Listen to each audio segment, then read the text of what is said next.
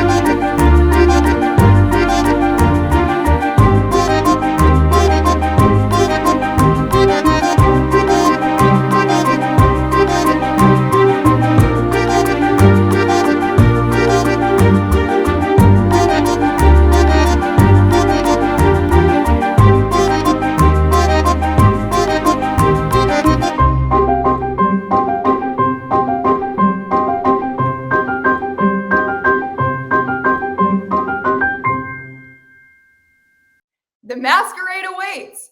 Make your move on the ballroom floor by using the chat feature on the right side of your screen.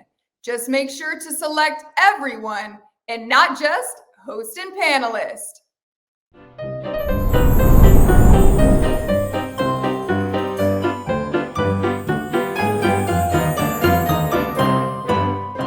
Please welcome the man of the hour, here to encourage us to dare to dream.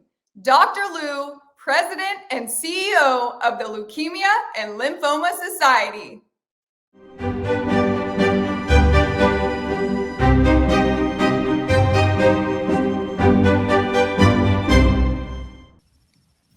Good morning and welcome to the Fixed Ops Roundtable Dare to Dream. Our event is supporting the Leukemia and Lymphoma Society, which is the leader in the fight to cure blood cancers. We are very honored today to welcome back to the Fixed Ops Roundtable Dr. DeGennaro, who is the president and CEO of the Leukemia and Lymphoma Society. He's a great friend of the automotive community. He has been with us several times, and we are excited. Dr. Lou, welcome back to the Fixed Ops Roundtable. Thank you, Ted. Great to see you and Cara as well. Great to see you, Dr. Lou. You helped get us started in September on our road to supporting Dare to Dream, which is the children's initiative at the Leukemia and Lymphoma Society. And some in the audience were here to see that. Many have not. So, Dr. Lou, take us through a little bit about Dare to Dream, what that's all about, and how that really got started. Yeah, I'll tell you how it got started, Ted. It really reflects the roots of the Leukemia and Lymphoma Society. We were, as an organization, founded 70 plus years ago by a father and mother who lost their 16-year-old son to leukemia. And they set this organization on the course to do something about that. They never wanted another family to go through that kind of experience. And we've dedicated ourselves over 70 years to funding research and helping patients directly so we can get to our vision, which is a world without blood cancer. That's how it started out. What Dare to Dream really is, it's really a global initiative to bring new, powerful 21st century medicines to the treatment of children with cancer. Simple as that. Big, but simple. And explain to us a little bit, Dr. Liu, just how widespread is this? Maybe how many children out there are affected by these blood cancers? Kara, it's a great question. Fortunately, cancer is relatively rare in children. But when it happens, it is most frequently leukemia. So leukemia is the most prominent form of cancer that children get. There are in the United States alone, there are about 50,000 children living with either a diagnosis or they've been in treatment for blood cancer. So it's a sizable problem. I think part of the good news here is that we've had great success in developing treatments for these children. Back when our founder's son was diagnosed, it was a death sentence. Today, 90% of these children survive their cancer. Now you might say, okay, we're done, right? 90% survival. Well, we're worried about the last 10%. But more importantly, we're worried about the 90% who survive, who, because of the chemotherapy they're given, have some kind of long-term side effect, like memory loss or learning disabilities or heart muscle damage. And the real goal in the Children's Initiative is to get rid of those toxic chemotherapies and bring, as I said, modern day 21st century medicines that will kill the cancer, but leave the child otherwise unharmed. Wow. Dr. Liu, I know we've talked so much on screen and off screen about, when this diagnosis is delivered, it's not something that can be anticipated. It's usually some bad news that's delivered, and it hits families, parents, suddenly. You Yes. talked a little bit about how those needs for children are different. Talk to us a little bit about that part, the families and the caregivers and, what some of the needs are there. So you're so right, Ted. There's no diagnostic test ahead of time, no predictive test for these diseases. There's not a mammogram for leukemia or a PSA test for lymphoma. Patients present with a full-blown disease, and the symptoms can be very vague. Cough or bruising or fever. And it comes upon patients and families quite suddenly. And honestly, it tips their world completely upside down. Suddenly, their child has a deadly disease. Their child has to be hospitalized. The full course of treatment for leukemia in children is 3 years. 3 years of treatment, many stints in the hospital, taking drugs every day, and it is totally consuming to the patient and the family. Caregivers, mothers and fathers, one of them frequently has to stop working in order to take care of their child. It's a financial burden on the family, and so there's a huge personal shock and upset that comes with all of this. And our goal is to be there, not just with new, powerful treatments, but with our hands to hold these patients and these families to guide them through the whole process, the whole experience, so they get the very best outcome possible. And Dr. Liu, everybody watching right now, the whole automotive industry, the fixed ops community, what would you say is the biggest need at LLS right now, and maybe something that our industry could help with? So I'm going to point to two things. The first thing I'm going to point to is awareness. Raising awareness of these diseases, of where we are, of organizations like the Leukemia and Lymphoma Society, who can truly help patients and families in this time of need is very, very important. And the kinds of things that Kara, you and Ted are doing really do help raise awareness in the broader community. So thank you for that. That's really important. Funds raised, incredibly important as well. I have challenged my team. I've told them this is not a 20-year initiative. This is not 10 years. I want new, powerful treatments for children in 5 years or less. And in order to fuel that, we need to raise some dollars. We have estimated that getting to the end game here will probably require an investment of $175 million over 5 years. So we're on crusade to raise $175 million and to put it to work in bringing these new treatments to children, not only in the U.S., first and foremost in the U.S., but across the world. I don't ever want a child anywhere to suffer needlessly from these diseases. Well, Kara and Dr. Lou, here we are, just a couple days away from Thanksgiving, and it's a great time to give back and to give thanks for, and really a remarkable last 2 years in the automotive industry and what a lot of the retailers have experienced. We have a very resilient audience that has done its very, very best to come out way ahead. And now we're going to ask them if they would join us in giving back. And everybody, I would like to ask you to get your smartphones ready, open up your cameras, and we're going to put on the screen a QR code along with our URL, which is fixedopscares.org. Again, fixedopscares.org. And we're going to ask you to scan that QR code or go directly to fixedopscares.org. That will take you to the Leukemia and the Lymphoma Society, where you can make a donation right now to help the Dare to Dream project in curing blood cancers for children. And we've made that our initiative for the Fixed Ops Roundtable. So everybody, whether it's a small amount that you donate or whether you have the ability and the means to donate a larger amount, I want to challenge all of our dealers, our general managers, our fixed ops directors, their technicians, their teams, our sponsors, our exhibitors, our speakers, our experts to join us in curing and helping the Leukemia and Lymphoma Society and helping Dr. Lou achieve that goal today. And we're going to be bringing this back on screen, Kara, over the next 3 days. And we're going to ask you all to give generously and support this worthy cause and to have the automotive community, rally around the Dare to Dream project. Dr. Lou, it's a great, great cause. Well, thank you, Ted. We're all in it together. Here's what I know as a doctor and a scientist.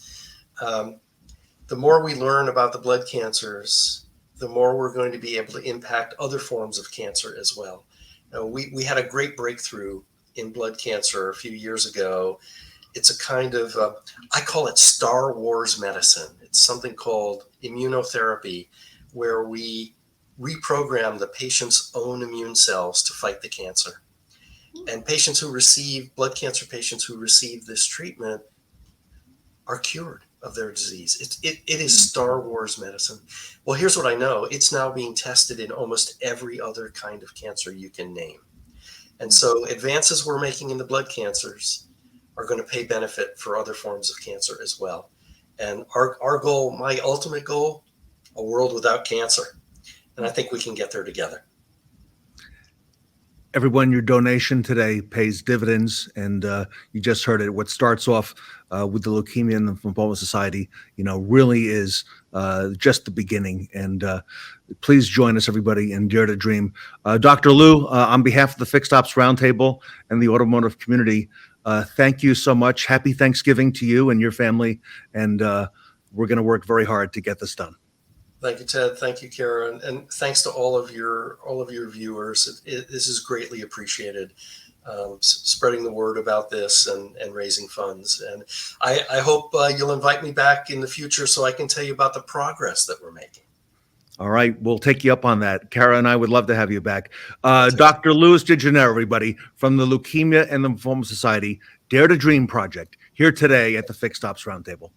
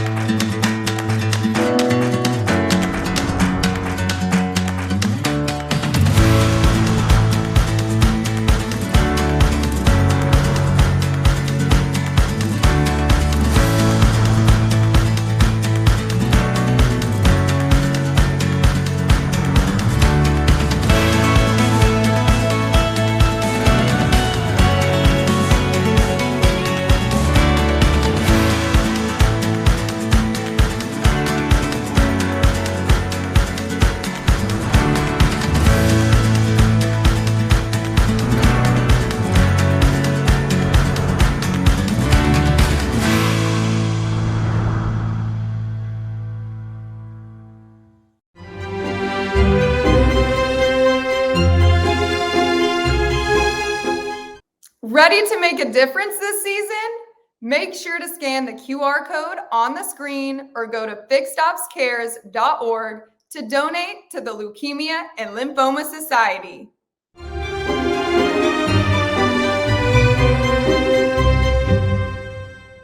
Here to kick off our event is the man ready to bring the fire. It wouldn't be a Fixed Ops Roundtable event without him. Please welcome the one and only Joe St. John.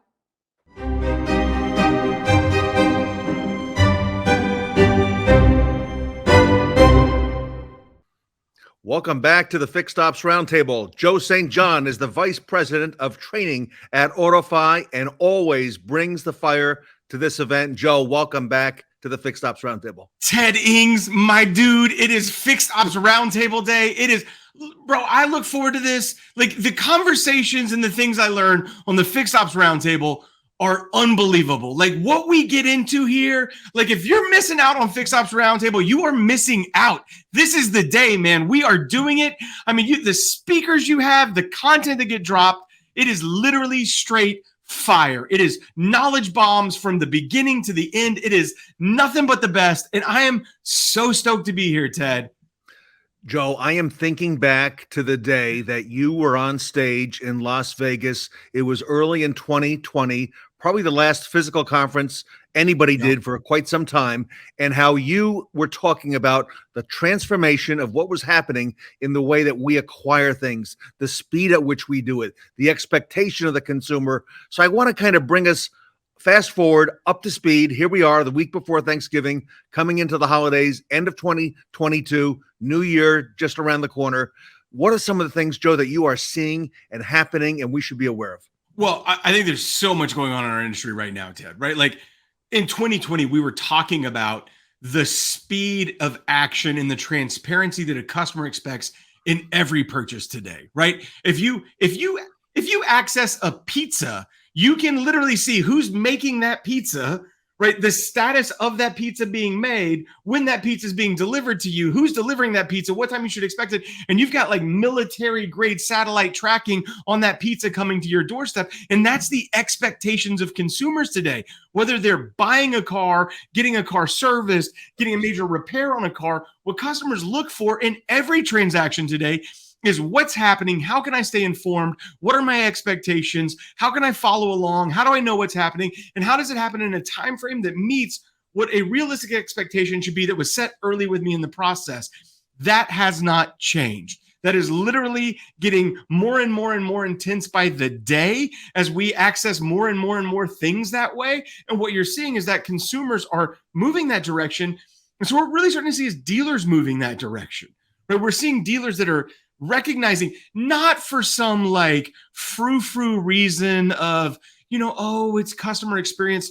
No, really for a very capitalist reason of it actually makes financial sense. I was just at a meeting with some really amazing thought leaders. I was with the NCM and Associates, Paul, their CEO, and we were literally putting on the board and drawing out why streamlining your experience for a consumer actually increases efficiencies inside of a dealership, right? I was at Richmond Ford with Kaylee Cody, who is just an amazing thinker in this business. And they have a team of people that are using AutoFi technology as a really streamlined and simplified point of sale, like checkout, in-store, out of store, no matter where. And those salespeople are selling an extra 3 units a month versus everybody else at the dealership. They've got a small team. They're averaging almost $700 more in front to back gross profit. And for me as a former GM, I go, okay, if I can get more of my employees, more of my team, more of my partners and my associates and the people I work with to work smarter, not harder, right? They're on a 4-day work week over there. It's amazing. If I can get my people to actually engage in work, high productive work when they're at the dealership, I can increase efficiencies and I can increase that thing that we all care about at the big office, which is that net profitability. And so for us, we're really starting to see dealers take an operational focus on getting the net profitability. And I think that's because of the shifts that are happening in the marketplace that are changing very dynamically and at a rate I've never seen before. Yeah. Things are changing in the sales market, in the new vehicle market. Joe, that used vehicle market, we never talked about reconditioning the way we do today at a Fixed Ops Roundtable. Today, we have a number of panels and topics. Used car managers, reconditioning, fixed ops managers want to know what's going on because that speed to front line, Joe, has never been more important than it is right now. Well, and inventory levels aren't changing. Now, what you're seeing is this crazy shift in the value point of those used vehicles, which I've never seen it like this. I was literally at a dealership yesterday and I was like, hey, are you seeing prices falling at the auction? They're like, we're not really seeing like prices falling. We're seeing the Manheim drop. We're seeing lots of no sales. We're seeing lots of cars go to the auction that then get a bid, but then don't get sold because it hasn't reached that level of like the minimum reserve necessary for the dealer to say, sure, go ahead and sell that vehicle. And so what we're starting to see is really that kind of like leading edge of that used car market showing those real signs of shift. When that shift happens, the downstream impact of that is the way that we think about reconditioning and making sure that the vehicles that we have on our lot are the right vehicles at the right mix with the right level of like shine on them to actually be able to be the attractant to that customer in the marketplace to get them in. And so what you're seeing right now is one of the fastest shifts I've ever seen in the like transaction price, like the market price on both new cars and used cars. And you're starting to hear that more and more when you're out in the field. When you're at dealerships, they're thinking now more about recon. They're thinking now about, hey, I've got to get back to high levels of discipline in my used car inventory because of the volatility of the price point, which means I've got to get better at getting that car out of my front line fast. And I don't have the liberty because used car prices are up here to let that thing sit in the service department for 5, 6, 7, 8 days. I need it in, I need it ready, and I need it back out here so that we can get to work on it. Tully always talks about the hours, the importance of the hours at the dealership, the labor side, and the service department. Joe, the technology that you have brought to market with AutoFi in the last 2, 3, 4 years is now expected by the consumer. And we're seeing that happening on the service side so that we can sell more hours, make our techs more efficient, and truly give the customer, I mean, for the right reasons, a better experience on the fixed ops side. Yeah, it's the same game, right? Like on the service and parts and the whole fixed ops side, body shop, all of it. The game is like take great care of the customers and the customers will take great care of you, right? Like the game is meet or exceed the customer's expectations and those customers will meet and exceed your expectations. I love the quote from Jeff Bezos, right? There is never any misalignment between customer interest and shareholder interest. That's true whether you're selling deodorant online where it hits a button and it shows up at your house, or you're selling $60,000 pickup trucks out front, or you're selling service and maintenance and parts through the dealership.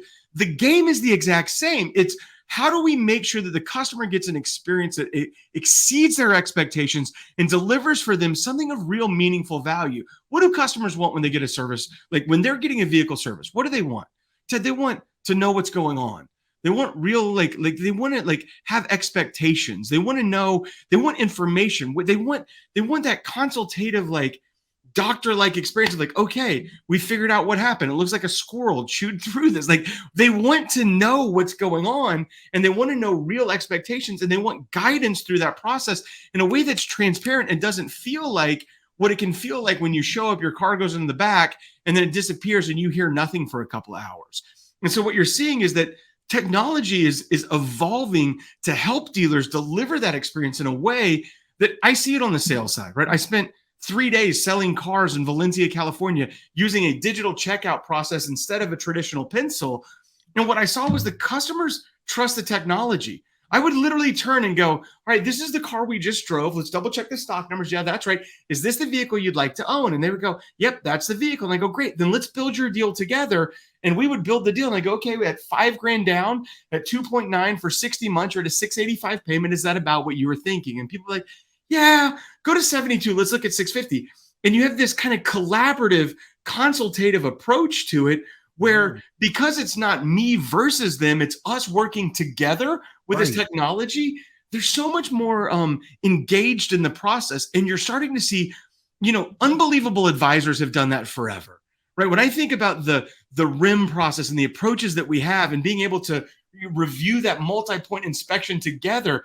Great advisors do that. What's cool is that instead of using a sheet of paper, you're starting to see more and more tools that enable that collaborative approach through technology that the customer trusts more than they trust my sheet of paper and Sharpie.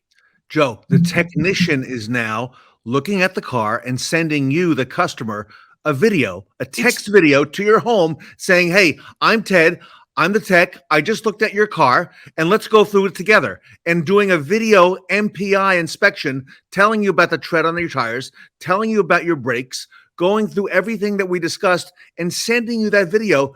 Joe, the consumer trusts that. They expect that now, and they approve the work a lot quicker and at a higher rate. Ted, that's what I want. I want that when I'm getting a pizza made, right? Like that's what I expect. Like that's what I want. I don't want to show up, have no idea, my car disappears somewhere, and then nobody talks to me for a while. I want to like drop my car off or have my car picked up. I want to be at home. I want to take care of what I'm doing.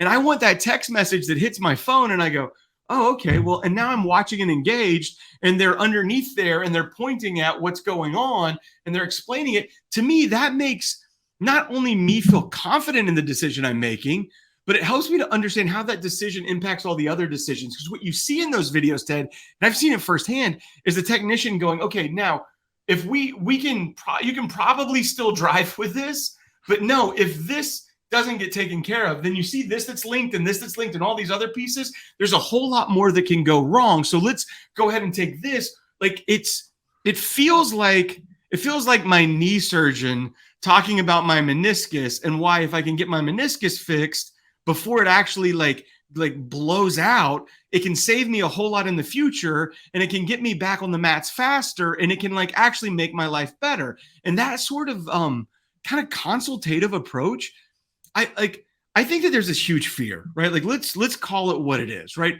I think that people hear, especially in auto, right? On the variable ops side, you hear digital, and immediately it's like an internet department thing. Let's go ahead and put it in the internet. Oh, digital retail. Let's put it in the internet department.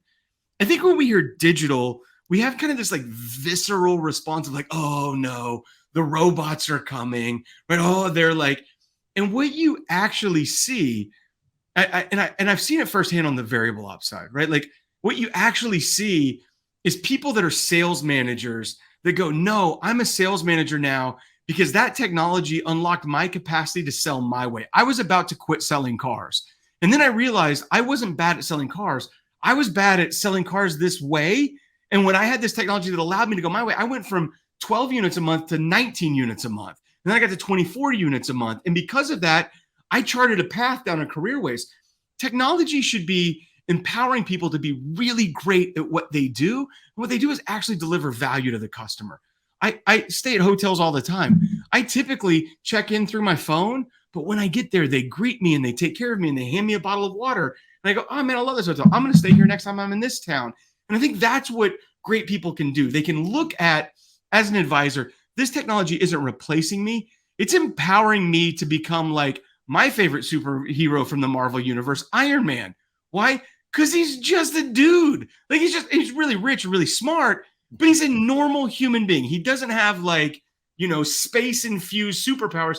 He is a normal human, and through the like use of technology, turned himself into something that could do way more than that normal human could do by himself. And for me, that's what service advisors and salespeople and parts counter people and everybody can do. And that's what this revolution should really be about. Joe, the consumer is now involved in the front end, in the sale of the vehicle, the finance, and they're involved in the servicing. We're talking about it right now. The technology has enabled them. We've got a huge lineup coming up these 3 days, Joe. A lot of people talking today.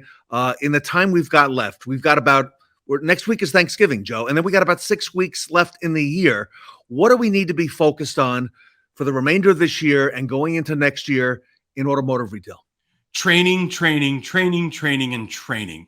I when it comes to like technology, it's only as good as people's capacity to use it to execute against what they're doing. A friend of mine's daughter works at Chick-fil-A, and she's so excited. It's her first job. She goes to work at Chick-fil-A. She's taking orders. There's a UX. It's got pictures. That's how simple it is. You don't even have to be able to read. It's got pictures of what they're ordering, and you hit it. 6 weeks of training before she could ever talk to a customer with that simple layer of technology. How many weeks of training has your service advisors done? How many hours of training in the last 2 months have your service advisors done, right? We are only as good as our skill sets. And what I believe is the more we focus at improving those skill sets, the better our outcomes are. And so through the end of this year, look, nobody knows what the market's going to do. It's crazy. Interest rates are up. Demand on cars is coming. Like, there's all of these things out there. All of that stuff I can't control, right? I can't control whether somebody wants to sell a car, trade a car, buy a car, fix a car. I can't control. What I can control is how good is Joe St. John at doing the job that I'm set out to do. And as a person whose job is VP of training, I think that everybody at every dealership through the end of the year should be focusing on really maximizing their skill sets going into 2023, so that when we go into 2023, no matter what the market chooses to do, no matter what happens out there, I can be the best I can possibly be at responding to it. Joe, thank you for kicking off our event today. You always bring the fire. We got a great cause. Joe, this is the 18th Fixed Ops Roundtable. Dare to Dream, great cause. Got the QR code, everybody. Yep, you got to hit that QR code. Take out your phones. That goes to the Leukemia and Lymphoma Society. Dare to Dream, Joe. It's the Children's Project, special for them as well. So, Joe, thank you. First of all, happy Thanksgiving to you and your family. Happy Thanksgiving to you, Ted. And thank you for all you do for our industry, Joe. Thank you, Ted Ings. I'm so honored to be a part of this amazing event. Thanks for having me on, man. Joe St. John here today at the Fixed Ops Roundtable. Peace. See you, Ted.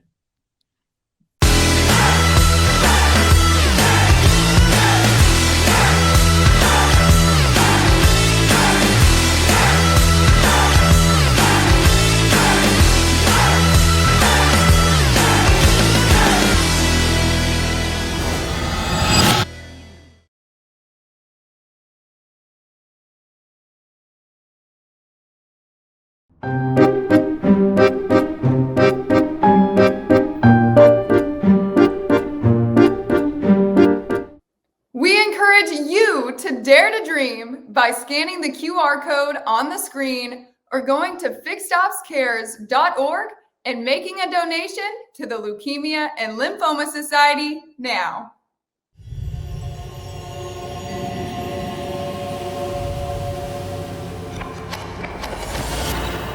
Everybody wants to be part of a bigger story. And to see something like this in such a big industry is a big accomplishment. When I heard about Rapid Recon, I was like, man, that's ahead of its time. And now I feel like it's absolutely revolutionary. We are changing the automotive industry one dealership at a time. Just about anybody can tell you that you are struggling or that you might have a bottleneck somewhere. But what do you do about that? Rapid Recon is the one software that unifies all the departments. You're going to go from chaos to organization. Reconditioning is all about making a vehicle ready for sale. The whole idea of Rapid Recon is to take 15 days average to get these cars ready to sell and take it down to 3 to 5. You can see the bottlenecks that we can eliminate. As a dealer, to be able to log into a website or your app on the phone and know precisely where each car is from all your dealerships, that's invaluable. We can give the decision makers information that they need to make the decision immediately. It's live. You can log into Rapid Recon and see exactly where you are. What it means is making decisions based on true information. It makes all the difference in the world. What gets measured gets better over time, and Rapid Recon does that for us. There's nothing like that in the market. I oversee 19 of our stores. We're processing 2,500 cars a month. You need technology to make it more effective and overall more profitable. Rapid Recon is more than software. What's unique about Rapid Recon is the people that come with it. One of the reasons why we're so good at this is because a lot of us did come out of the car industry. The software is amazing and it's a tool, but we're not software people. We're car people. And we know the pains that dealers are going through, not because we've been taught it, but because we've lived it. We get so much praise for our customer service and how well we take care of our customers, and it's because we genuinely care. They're not going through an automated system. When they call, it's a live person right there. Rapid Recon is just not the name of the company. Rapid means we got to be fast and accurate.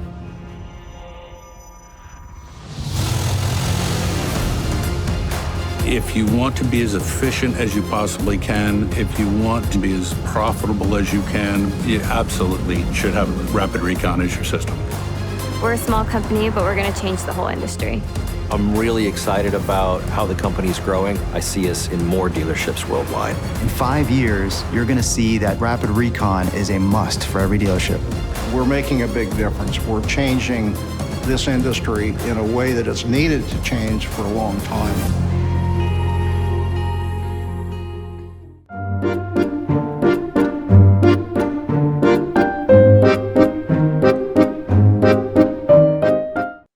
Up next is the man with a keen eye for the state of the automotive industry.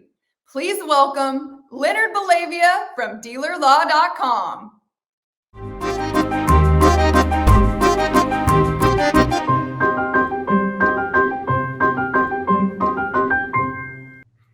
Welcome back to the Fixed Ops Roundtable.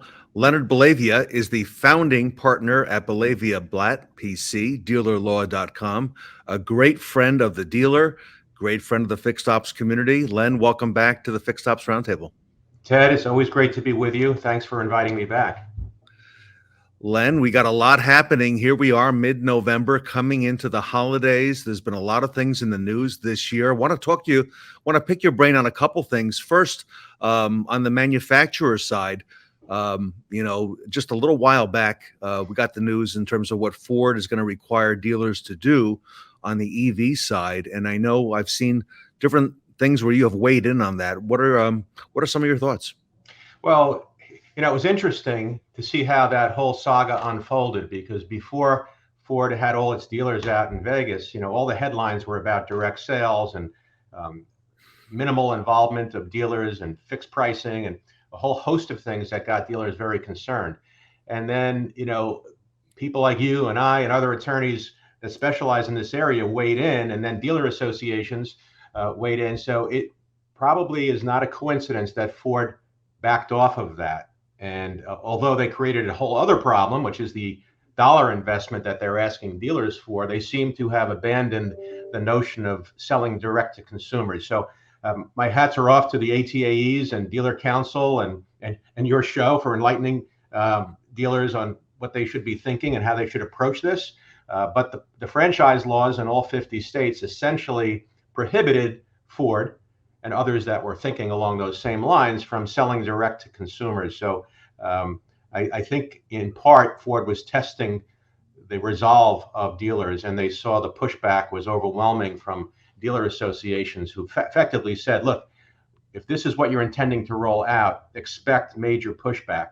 And I'm sure in the boardrooms, there were some discussions so that by the time everyone got together in Vegas, they pretty much departed from that strategy, although they opened up this whole idea of having dealers invest in an infrastructure of, in some cases, over $1 million. And if you're a Ford and a Lincoln dealer, it's over $2 million.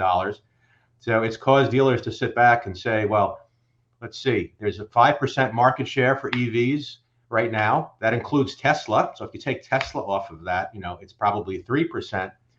And everything a dealer does, I mean, they're obligated to their shareholders, whether it's the dealer and his wife or his family or a board, or if it's a private equity group, investors, they have a fiduciary obligation to make smart financial decisions. And usually that's based on return on investment.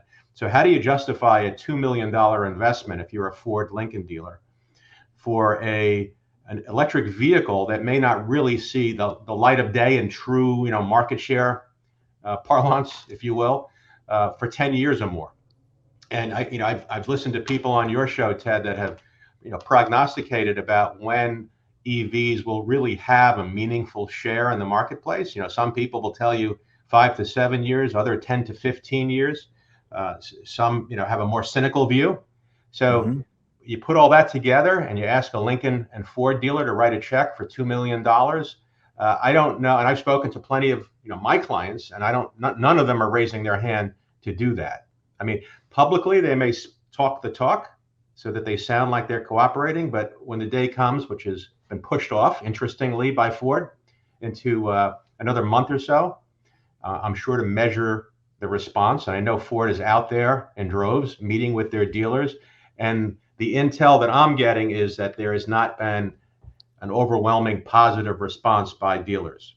So that's why I say, you know, these things aren't as important as some people make it seem, because ultimately manufacturers have to do what's best in terms of gaining market share and retaining market share. So if these things are going to fall flat, then, you know, presumably Ford will retrench and reconfigure, you know, how they're going to introduce EVs to the marketplace. There are bigger and more pressing issues that dealers, in my opinion, have to face. And I think it ties in perfectly with, you know, fixed ops personnel, because, you know, the next issue for fixed ops people to confront is over-the-air updates or vehicle connectivity. And, you know, that's something that there's a learning coming, curve Len. now. Yeah, That I mean, that you know what, no matter what the prognosticators say, that is here, and that is coming rapidly, and I don't think there's too many deniers on that. So I want to talk to you today about those connected vehicles, those over-the-air updates, because Steve Greenfield did a segment here on the Roundtable Automotive Ventures, and he talked about it last time as well. That is coming, and there are billions of dollars now that are going to be at stake, that are going to be collected. And who's going to get those? What is the dealer's share? Is there a dealer's share? And it will likely impact, we're hearing, the way dealers are staffed from here on in. So a lot of implications on this over-the-air update, Len. Yeah, and this is very timely, Ted. I would you know, deputize your fixed ops audience here to really try and educate the dealers and the decision makers at the dealership, because this is really foreboding. And Stellantis and GM have already announced, even as far back as a year ago, that they expect that this over-the-air update transition will generate about $25 billion a year to these manufacturers. Now, billions, not millions, each year. Now multiply that by each manufacturer. Where is that money coming from? It's coming out of the hide of the fixed ops departments of these dealerships. So this is really a call to action by dealers who should inform their state association personnel and their 20 groups and dealer council, because if it's not stopped, and now we're starting to see state dealer associations actually pass legislation or introduce legislation to try and put a reasonable framework together so that manufacturers don't just raid the cookie jar of all the franchise dealers in the country by trying to take this service department business and deal direct with consumers. Now, to try and oversimplify this, and I'm sure your audience is somewhat aware of this, but consider your cell phone, right? We're all used to having over-the-air updates. You know, you wake up and you see that your phone is updating. Well, not so easy with a car. Now, the two states that I think are out front on this are West Virginia, and most recently New Jersey has introduced a bill. But just to give you an example, I don't think anyone quarrels with the idea that consumers, you know, all of these technological advances should be consumer friendly. So no one is trying to erode, you know, the idea that consumers should be able to get rudimentary updates. So, for example, the infotainment system or the navigation system, if the manufacturer wants to change the color of an icon or improve you know, one of the applications, there's no need to take the car into the service department for something so innocuous. But there are some over-the-air upgrades that do involve the underlying functionality of the vehicle. For example, the braking system, or certain safety and security features, such as lane change warnings, things that really go to the heart of the operation of the vehicle.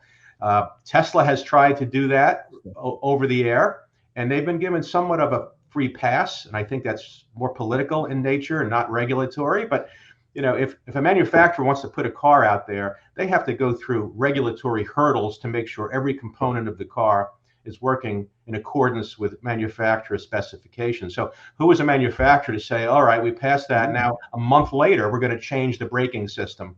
And you're right, Tesla got a pass on that big time, because I didn't hear anything about any compliance with any regulation to do that. And it opened a lot of eyes at the OEMs. And now we're talking the potential of, like you said, all these many billions of dollars. Well, you know, Tesla gets a free pass. This is more a political discussion than anything else. You know, regulators, I'm sure, like everybody else, are afraid to look like they're not consumer friendly. But if a legacy manufacturer plans on doing something that's going to impair the underlying structural integrity of a vehicle, then they had better make sure that they comply with all regulatory mandates. So that's an argument in favor of having certain upgrades done at the dealership. And the best example that I could think of is, the manufacturers, if you read their literature, will say, well, don't worry, all these over-the-air updates are going to be done at 3 o'clock in the morning when you're sleeping, or if you prefer, during the day while you're in the office. But what happens when a manufacturer is attempting to re-regulate the braking system in the car, and at 3 a.m. one morning you're taking your wife to deliver a baby, or you're going to an emergency room, and now the vehicle is in the middle of an upgrade, and that could adversely affect the functionality of the braking system. So, there's an example of why that type of an upgrade should be performed at a dealership, because the car is going to be returned to the consumer safely with the upgrade of 100% completed.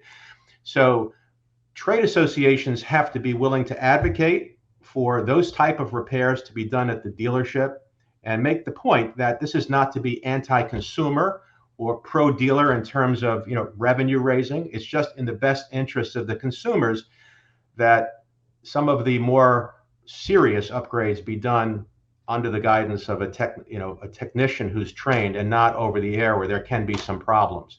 So West Virginia and New Jersey have tackled that. New Jersey has effectively said, if you're going to do those type of updates for items that are already in the vehicle. So for example, if a vehicle comes and a customer purchases it with heated seats, or lane change warnings, you can't charge a customer for the manufacturer to flick on the switch. That's double billing, right? The customer paid for the car with those items in it. Presumably it's in the MSRP. Yes. So to charge the customer again to turn on the app that implements that feature in the vehicle is charging the customer twice. So it's really a deceptive trade practice prohibition that New Jersey is addressing. And in West Virginia, they were the pioneer on this. They actually passed this legislation that said that if a customer, and there were many customers who don't feel comfortable doing an over-the-air update, so to the extent they go to their dealer, which many will, and say, can you assist me with reprogramming this feature on my car, then the dealer should be compensated just like it was performing a warranty service. So, well, it sounds kind of, manufacturers have taken a very simplistic view of this. Well, how could dealers complain about this? This is all in the interest of enhancing the customer experience. Well, it's really not. It's really not, because to the extent that you're encroaching on consumer safety, then what's in the best interest of the consumer is to have certified technicians perform the upgrade, and the dealer get paid to make sure that the upgrade is being performed in accordance with, regulatory specification. So there's a whole lot that meets the eye here. And I think fixed ops people have to explain to their dealers that this is going to, it's bad enough that EVs have, 60% less moving parts. So, there are a lot of people that are concerned about what that will mean to the gross profit in the service department. By the way, on that note, there are many people who think that EVs will present an even better opportunity in terms of fixed ops, because warranty revenues will increase if a battery needs to be changed, right? If the battery costs $6,000, then a dealer should be getting over $10,000 to replace that part under warranty. So it's not necessarily a problem, to have EVs flooded, have the service department, servicing EVs. But more than that is dealers have to be aware that manufacturers are looking to take a bite out of their warranty revenues by having these over-the-air updates. So there's a whole host of things that state associations should be addressing now before this gains traction.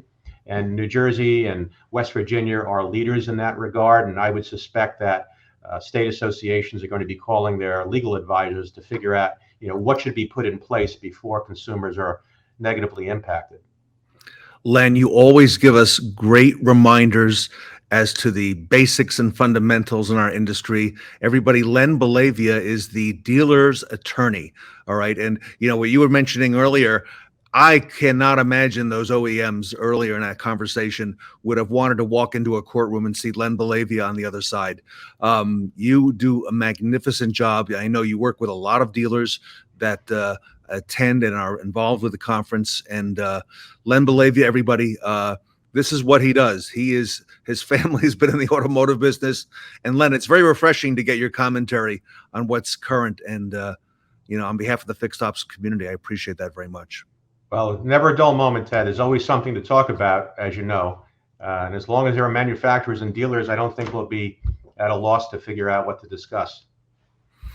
Len, I want to wish you and your family a happy Thanksgiving. And again, thank you for all that you do for automotive retail. Thank you, Ted. Happy Thanksgiving to you and your family as well. Len Bellavia, everybody, the founding partner from Bellavia Blatt, dealerlaw.com. Reach out to him, make an acquaintance. I assure you it would be a great one to have. Len Bellavia here at the Fixed Ops Roundtable. What if you could make a phone call and collect $100,000 to $150,000 a year by obtaining retail rates on both warranty parts and labor? Sound too good to be true? We do all of the work for your dealership. We are the pioneers in retail reimbursement and regarded as the industry leader amongst dealers, accountants, and state dealer associations nationwide. And we don't share in your new profits. You keep it all. Your service managers and parts managers are busy. They have a job to do. Leave it up to the experts. We offer a turnkey solution. Your manufacturer won't know you retained a law firm. Our firm has made thousands of submissions and has collected hundreds of millions of dollars for our clients in over 45 states. Because of our unmatched experience, our results yield the highest possible increases. We offer a low flat fee, never a contingency fee. Our fees are much lower than non-attorney consultants who take a percentage of your added profits. We are lawyers. This is legal work. Your state statute controls the outcome. The factories rely on their lawyers to respond. So let us level the playing field. Bottom line, thousands of dealers have selected Bellavia Blatt for their retail warranty submissions. With our low flat fee, expert reputation, and behind-the-scenes work model, we are your best choice. How ready is your dealership for the FTC Safeguards Rule deadline? In my opinion, for almost any business, trying to tackle security solely internally is a losing proposition. Okay? You simply won't have a variety and volume to have the skills necessary to react when the time comes.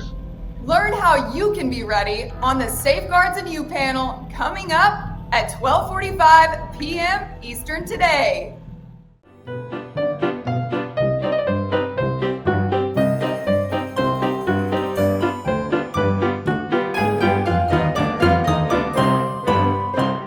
Our next speaker is the COO of one of the most respected automotive dealer groups.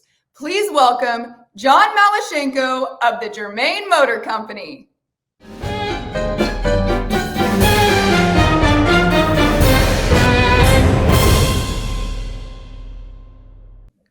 Welcome back to the Fixed Ops Roundtable.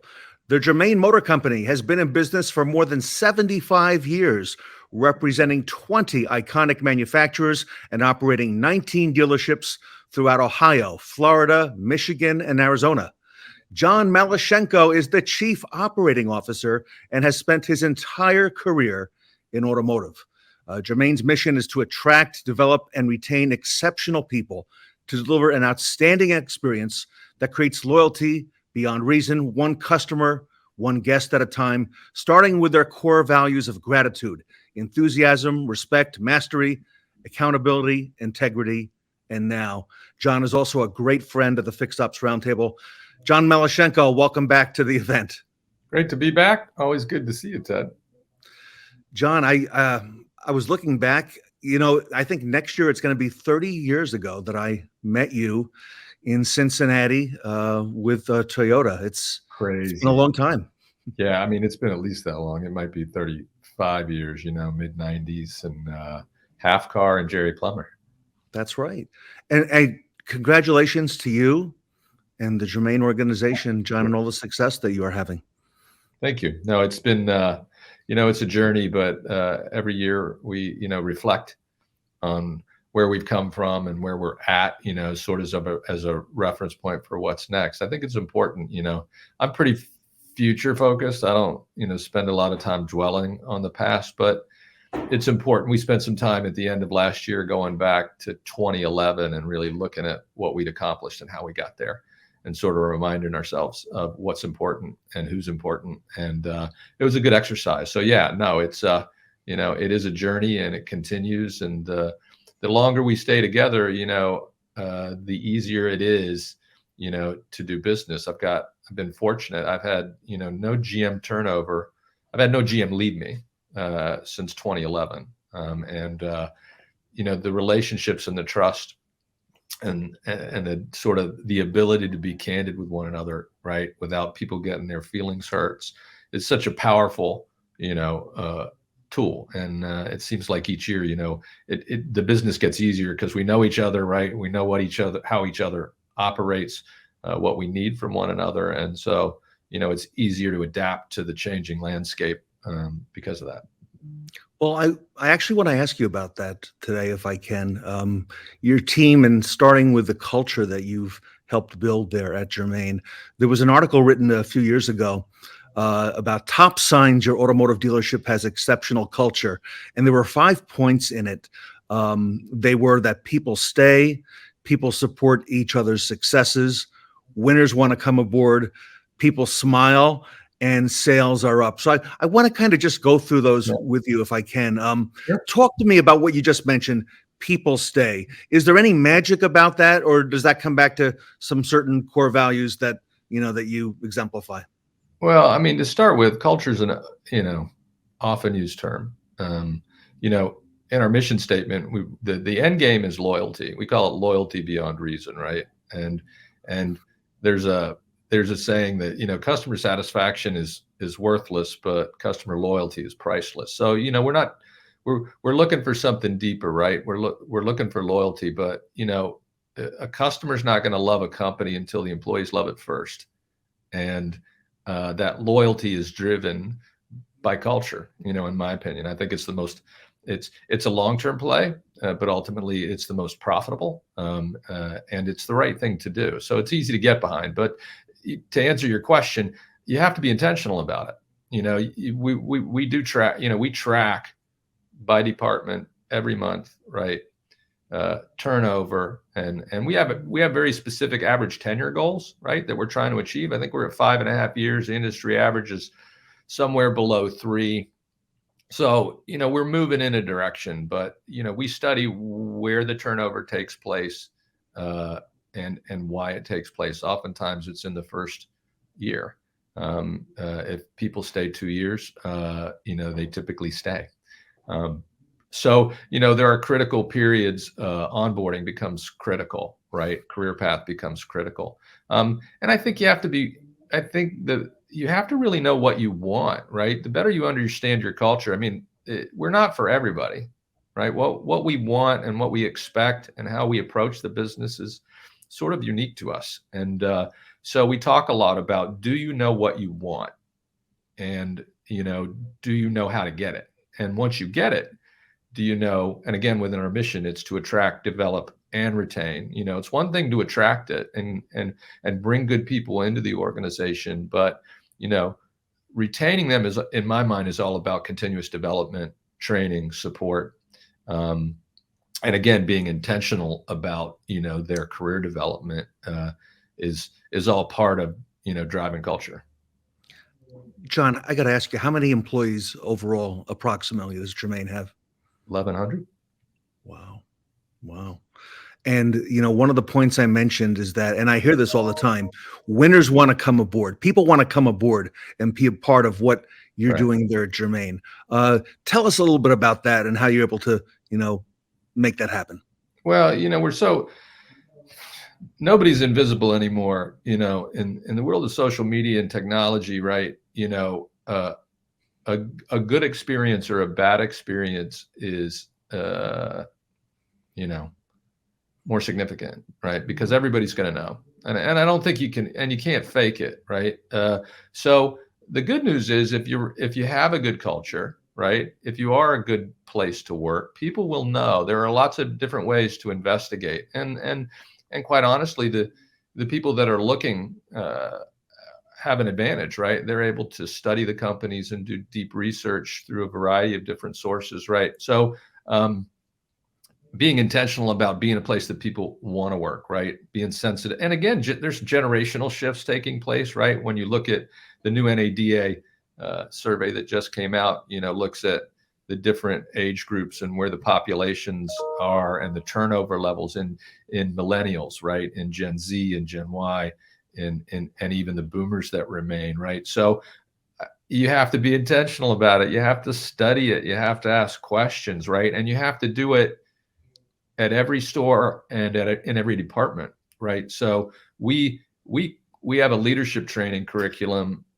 for all 80 plus of our department managers to try to help them and make them accountable for their cultures, because culture is a reflection of the leader in all cases, 100% of the time.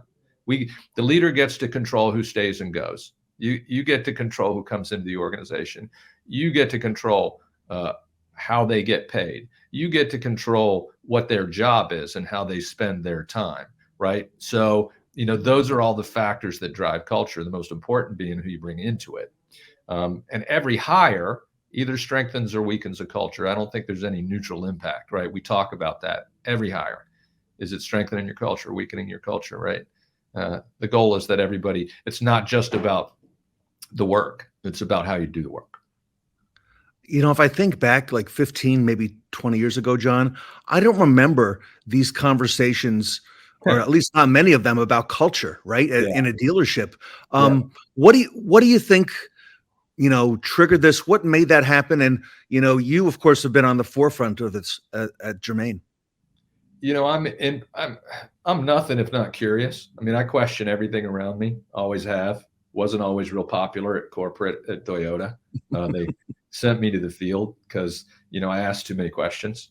And so I think that's part of it, right? I haven't been in this role really since 2008 now, made a lot of mistakes.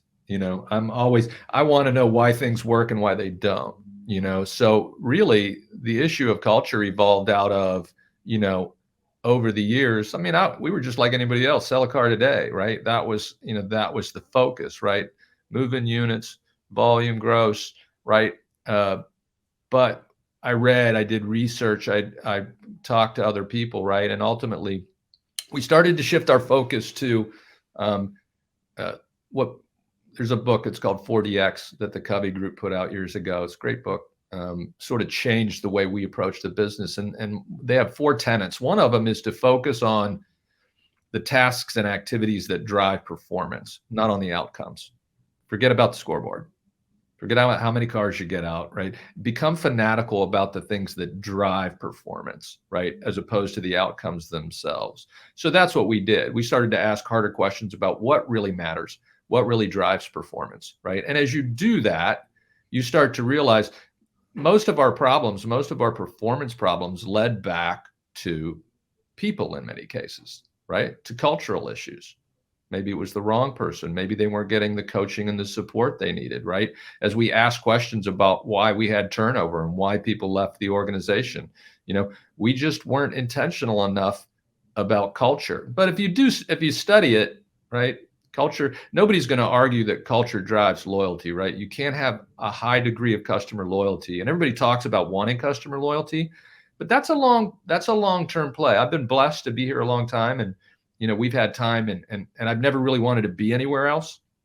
So, I always took a long-term view of the decisions we made. So it gave us the freedom to sort of do things that didn't necessarily happen quickly, but over time they're really powerful, and culture is one of those.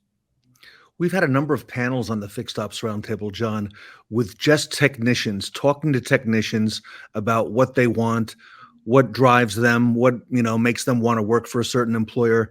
And we've learned over the past year or two in doing this that, and as there's been a great a shortage of technicians in our industry. We found out it's not always the money. And what they point to is the culture. And like you just said, that culture starting at the top. And is this a place where I want to work? Well, and I mean, I think that's the same with any position. We found that too, right?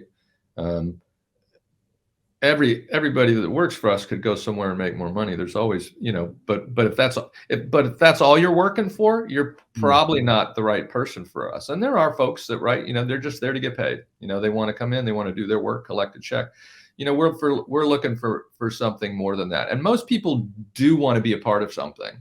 They do want to be part of an organization that something bigger than themselves, right? And to be connected to other people. But, not everybody does. So again, when I go back to the issue of knowing what you want and knowing what kind of people are going to strengthen your culture, right? You're looking for people that can, that we have it in our core values. We talk about respect, and it says treat your teammates and your customers like family, right? So the idea of respect is not just about the customer. It's about, there's an expectation, right, when you come to work, that you're going to respect one another, right, and support one another, and not do anything, right, so relationships are important. We make it a priority and we manage to it, right? If somebody doesn't want to be part of a team, if they're just a hardcore individualist, right, and that's not for them, it doesn't always work out.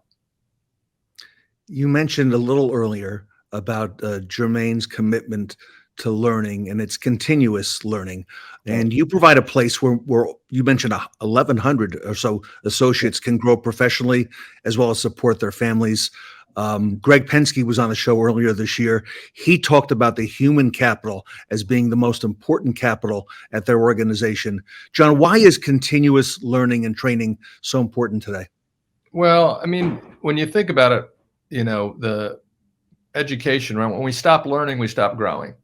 And so at some point, an organization can get pretty good just by executing consistently, right? So you build your team, right? You define your processes, and you have a high performance culture and accountability, and you get consistent, right? You show up every day and you execute the process with every customer, right? So we got to that point, right, where we were consistent, right? We had good people, defined processes, tracking, accountability, right? And we were pretty consistent, but we weren't getting any better. Well, how do you get people better? There's only one way, right? You don't just do the same thing over and over again every day for a long period of time. That's not getting you better. That's just ingraining what you already are. In some cases, that may not be as what you want. So quality, right? The quality of the work matters, and everybody deserves the opportunity to get better. We also discovered that the reason we had turnover was because I didn't feel like everybody in the organization deserves continuing education to be trained. And when you talked about not everybody wants just money, right? What they want, it's amazing to me when people find out about Germain Academy and what we do, and the onboarding and the continuing support for a new hire, many of which are non-automotive, right? Coming into the industry for the first time. It's the difference maker. It's why they come to work for us. And I think in a lot of cases, the goal is, if we can stay close to them and provide training and career path and support through the first year, like I told you, we get them to year 2 and they stay. That first year is critical. That's when it's hardest, right? So we've beefed up, our training and development, but it came out of trial and error. We realized that, we were hiring good people. There was still too much turnover. Where was it? It was in the first year. We built the academy. We created a mandatory 2-day onboarding, right? And then we started to really focus on those new hires and make sure they were getting the support they needed. And it's awfully hard in store to do the volume and quality of training required to get 1,100 people better. It's just not feasible. I thought it was for a long time. We tried to do it in store, but it required another, level. And talk to us about that, Germain Academy. You've done some state-of-the-art things. Anything you'd like to share with us today? I mean, I think it becomes more and more important every year, right? Because how do you, as the industry changes, right? as we go through COVID, right? As we go to an order-based selling system, right? As we got no ground stock and we're selling cars that aren't in inventory. These are different processes, right? Completely different processes. In many cases, new technologies, right? In order to adapt to these changes, you have to be able to train these new processes, right? Things were changing. The job changed, right? Our business changed. How the transaction was taking place, where it was taking place. These were, in many cases, completely new. And so the skills had to be developed, right? They had to be trained and reinforced. We had to get people in a room and define, here's our new reality, right? We're no longer doing this, right? We need to do this. So that's the other thing about continuing education. I don't know how else you adapt to changes in the marketplace without a strong, training component. And that means you need to be able to bring that training to bear. Sometimes you need to create and develop that training yourself. But we use technology just like you do to provide training, right? We do it remotely. Any of our dealerships, anywhere from Arizona to Florida to Michigan, training centers in Columbus, Ohio, they can all tap in remotely. We can see them, they can see us, we can talk, they can ask questions, they can interact. So we're able to provide a quality training experience and we had to, right? We're a group, geographically diverse. So being able to build the training center, hire a training director, invest in the technology, every day virtually, we're conducting training. And I personally believe that anytime you provide a high quality training experience to one of your associates, a couple of things happen. They walk out of it, I think, in some ways appreciative for the investment, right? Because not everybody does that. So if it's a high quality training experience, you know this better than anybody, right? Changes the way that people think about the company, increases the likelihood that they're going to stay. I'm going to give them skills that they can go back and apply and not only improve themselves, but improve the business, right? So, there's a lot of good things that happens from a quality training experience, and they get to meet other people just like them, right? And I think some of the greatest value comes from hearing other people's perspectives on the same job and learning from one another, not just the instructor. So, I've been really pleased with the benefits, and it continues to be, like I said, more important than ever because it's our key mechanism for adapting and growing in the future. Okay, let me segue, John, in the time we have left from what you just said, how everything changed and we had to look at everything a little bit differently. I want to segue that over to fixed operations because You're right, the business has changed. And what happened in the last 2.5 years, the essential nature of passenger vehicles. John, how do you see the importance of fixed operations going into the future? Service, parts, body shop, everything associated there. Every dollar we're spending on facilities right now are expanding fixed. I mean, it's, when you look at, the market right now and you look at, the customer pay increases because people are staying in their cars longer because the cost of cars have gone up, the availability is limited, right? You've got interest rates on the rise, transaction prices on the rise. All that makes good sense, right? So, we always say, I don't know that I have a store where I can get to all the business, right, that wants me to get to it, right? My ultimate goal is to be able to say to anybody that calls, bring it in today, right? I mean, and from a capacity standpoint, that's challenging. So I think it starts with culture, right? If you're a destination, right? If you're a people you want to work, you've got to understand what it is that the tech service advisors. I mean, honestly, the turnover with service advisors is as big a challenge as it is, with techs. We're working hard to grow our own techs. We provide subsidies. We work with the Matrix Training Institute out of Cleveland, who does a nice job with technician training. So we're training for the first time all our technicians, not just OEM training, but we're assessing their skills. Electrical, right, drivetrain, suspension, figuring out what they know and then trying to improve their skills. That's a way to improve capacity, right? They can come back and be more productive. And these are significant investments, but to your point, I don't think there's a single department, right, that is more important the industry is going to change. Everybody's speculating about electrification. All these cars are coming to market. We don't know how the consumers are going to respond. A lot of the OEMs are trying to get right in this space, and that game is going to play out. But fixed ops, used cars finance. That's that's the future for us, and we're making sure that we're doing everything we can, to be a destination and to provide the capacity. We're spending a lot of money on expanding our in the heavy equipment in Ford. The Sprinter business on the Mercedes side is huge with all the expediters, right? That Sprinter business has exploded.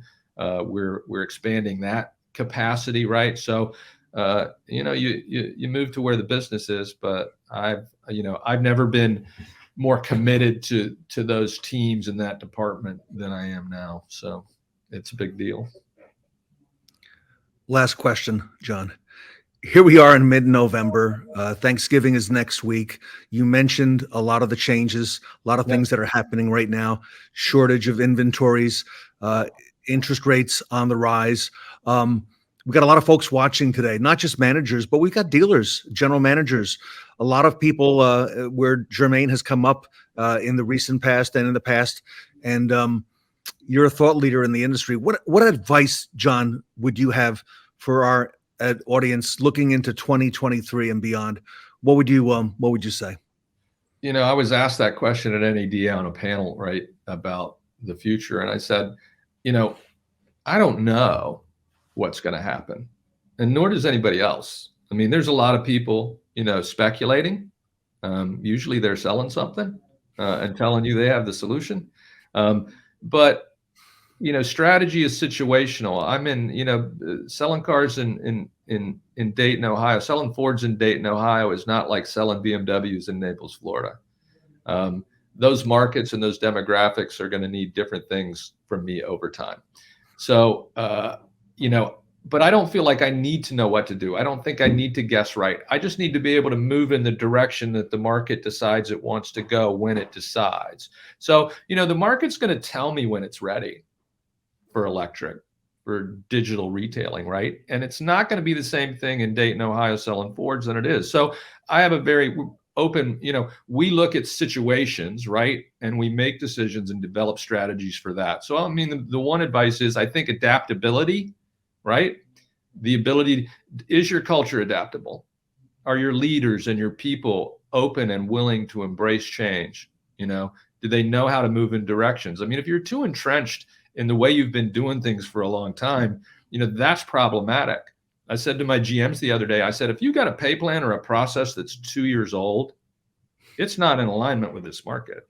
You should go back and look hard at it and ask whether or not it still makes sense, or how you can change it or improve it, right, to align to the market. And so that's my, I think adaptability, right? And we have a saying, open to everything, attached to nothing when it comes to getting better, right? We don't change for the sake of changing, but the world's changing, and we're going to have to change with it. If you're not willing or able to do that, it might not be a lot of fun. John, fascinating discussion. Thank you so much. Always good to see you, Ted. Appreciate it, and good luck to everybody out there. John Malishenko, on behalf of the Fixed Ops Roundtable and the Fixed Ops community, Chief Operating Officer at Germain Motor Company. John, thank you so much for your time today. Pleasure, Ted.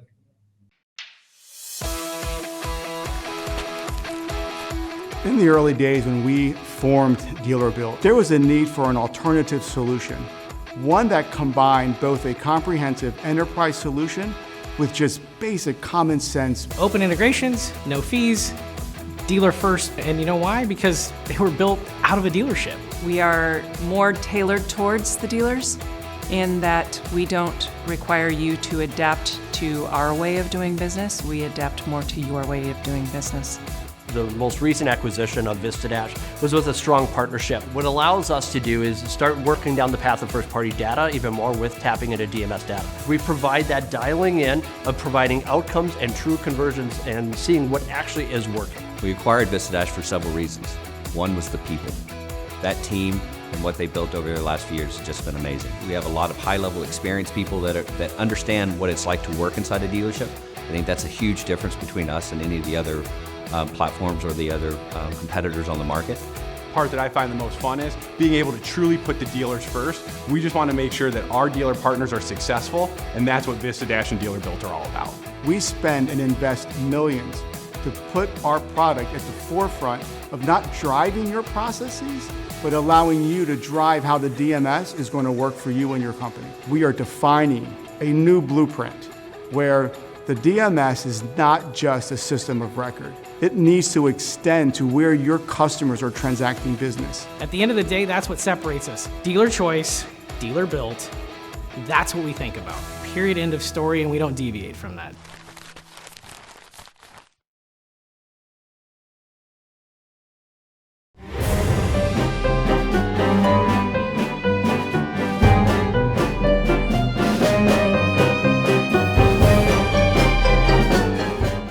Thanksgiving is upon us, and we all have something to be grateful for.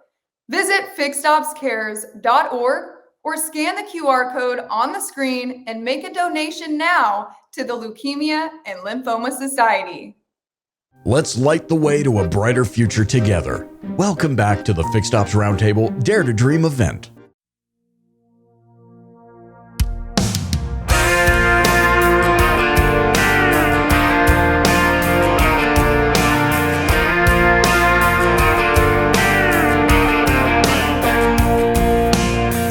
May seem half empty, but it's sure filling up fast. We're here to change the future from the pain that's in our past.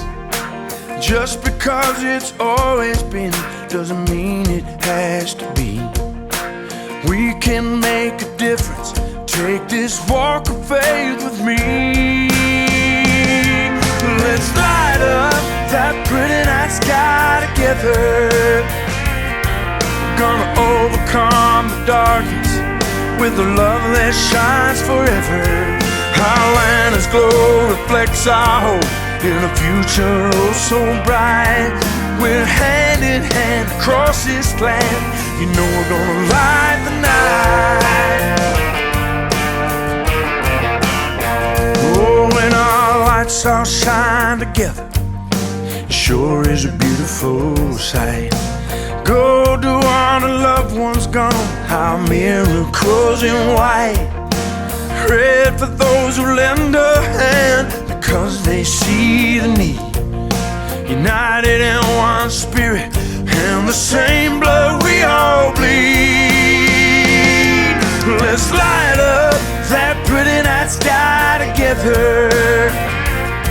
We're gonna overcome the darkness with a love that shines forever. Our land's glow reflects our hope in a future oh so bright. We're hand in hand across this land. You know we're gonna light the night. We're in this for life. Oh, come stand with us today. We're gathering to light the night across the USA. Let's light up that pretty night sky together. We're gonna overcome that darkness with the love that shines forever. Oh, our land's glow reflects our hope in a future oh so bright. We're hand in hand across this land. You know we're gonna light the night and shine so bright. Oh, we're gonna win this fight. Yeah, we're gonna light the night.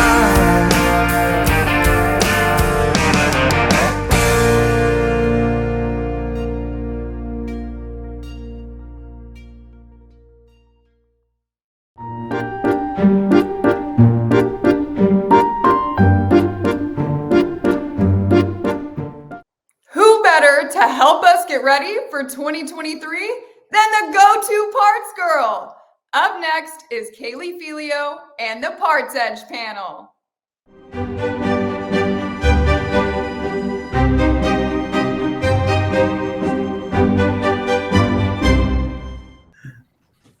Welcome back to the Fixed Ops Roundtable. It is time to start looking ahead to 2023. Kaylee Felio is here from PartsEdge with a panel of leaders. Kaylee, welcome back to the Fixed Ops Roundtable. Thank you. Thanks for having us. Great. I'm excited about your topic. I've seen some of the talking points. Very timely, and you got some great leaders with you. So if it's okay, I'm going to step out of the way, Kaylee, and let you take the show from here. Yes, thank you. All right, let's get started with everyone just doing a quick introduction to who you are, where you're at, so everyone can get to know you. And we'll start with Scott. Scott Traub. I'm the corporate parts director with Modern Automotive. We're out of North Carolina. We've got 18 dealerships, a parts warehouse, and three collision centers that we run. And I'm really happy to be with you guys today. Thank you. Thanks for having us. Or thanks for joining. All right. It's one of those days. Holden. Holden Scott, Fixed Ops Director at Regal Nissan in Roswell, Georgia. I'm one rooftop with service, parts, and collision center. And Mike. Hello, my name is Mike Weldon with the Hansel Auto Group. We have 8 rooftops out here in sunny California. If you have any warm and wet weather, send it our way. We'll take it. And we have 1 collision center. So, Scott, I got to talk to you about your additional collision centers. Big opportunity. Yep. And maybe we'll get into that. And then Justin. Justin Akin, dealer principal of All-Star Dodge Chrysler Jeep Ram in St. Louis, Missouri. Awesome. Thanks for joining us. So today we're going to talk about parts management. And I want to start with talking about just historically how parts management has been and where there are opportunities for parts departments right now. So Scott, why don't you start with just you've been in the business a while. How has the parts management role changed over the years? Well, I think the understanding of the contribution that parts makes to the dealership is what is maybe changed the most. Not so much the job, but just the contribution and the importance of a smooth running parts department, the impact it has on every other department in the store. So we certainly recognize that. Our group is set up with a corporate director over each business segment. So there's a used car director, parts director, service director, and so on. And we moved to that role as our group grew. And interestingly enough, our owners recognized that importance of parts, and the parts director was the second director added to the group. So they understood from the get-go the importance of the parts operation. That's awesome. I've been with PartsEdge for about 9 years, and I've seen this transition the last, 4 or 5 years where dealers are getting more involved in their parts departments and really seeing the opportunity there. So I think that's great that you guys have an actual parts director overall, the parts departments. Holden, you came from parts, right? You were a parts manager, and now you're a fixed ops director. How has that changed over time from when you were a parts manager?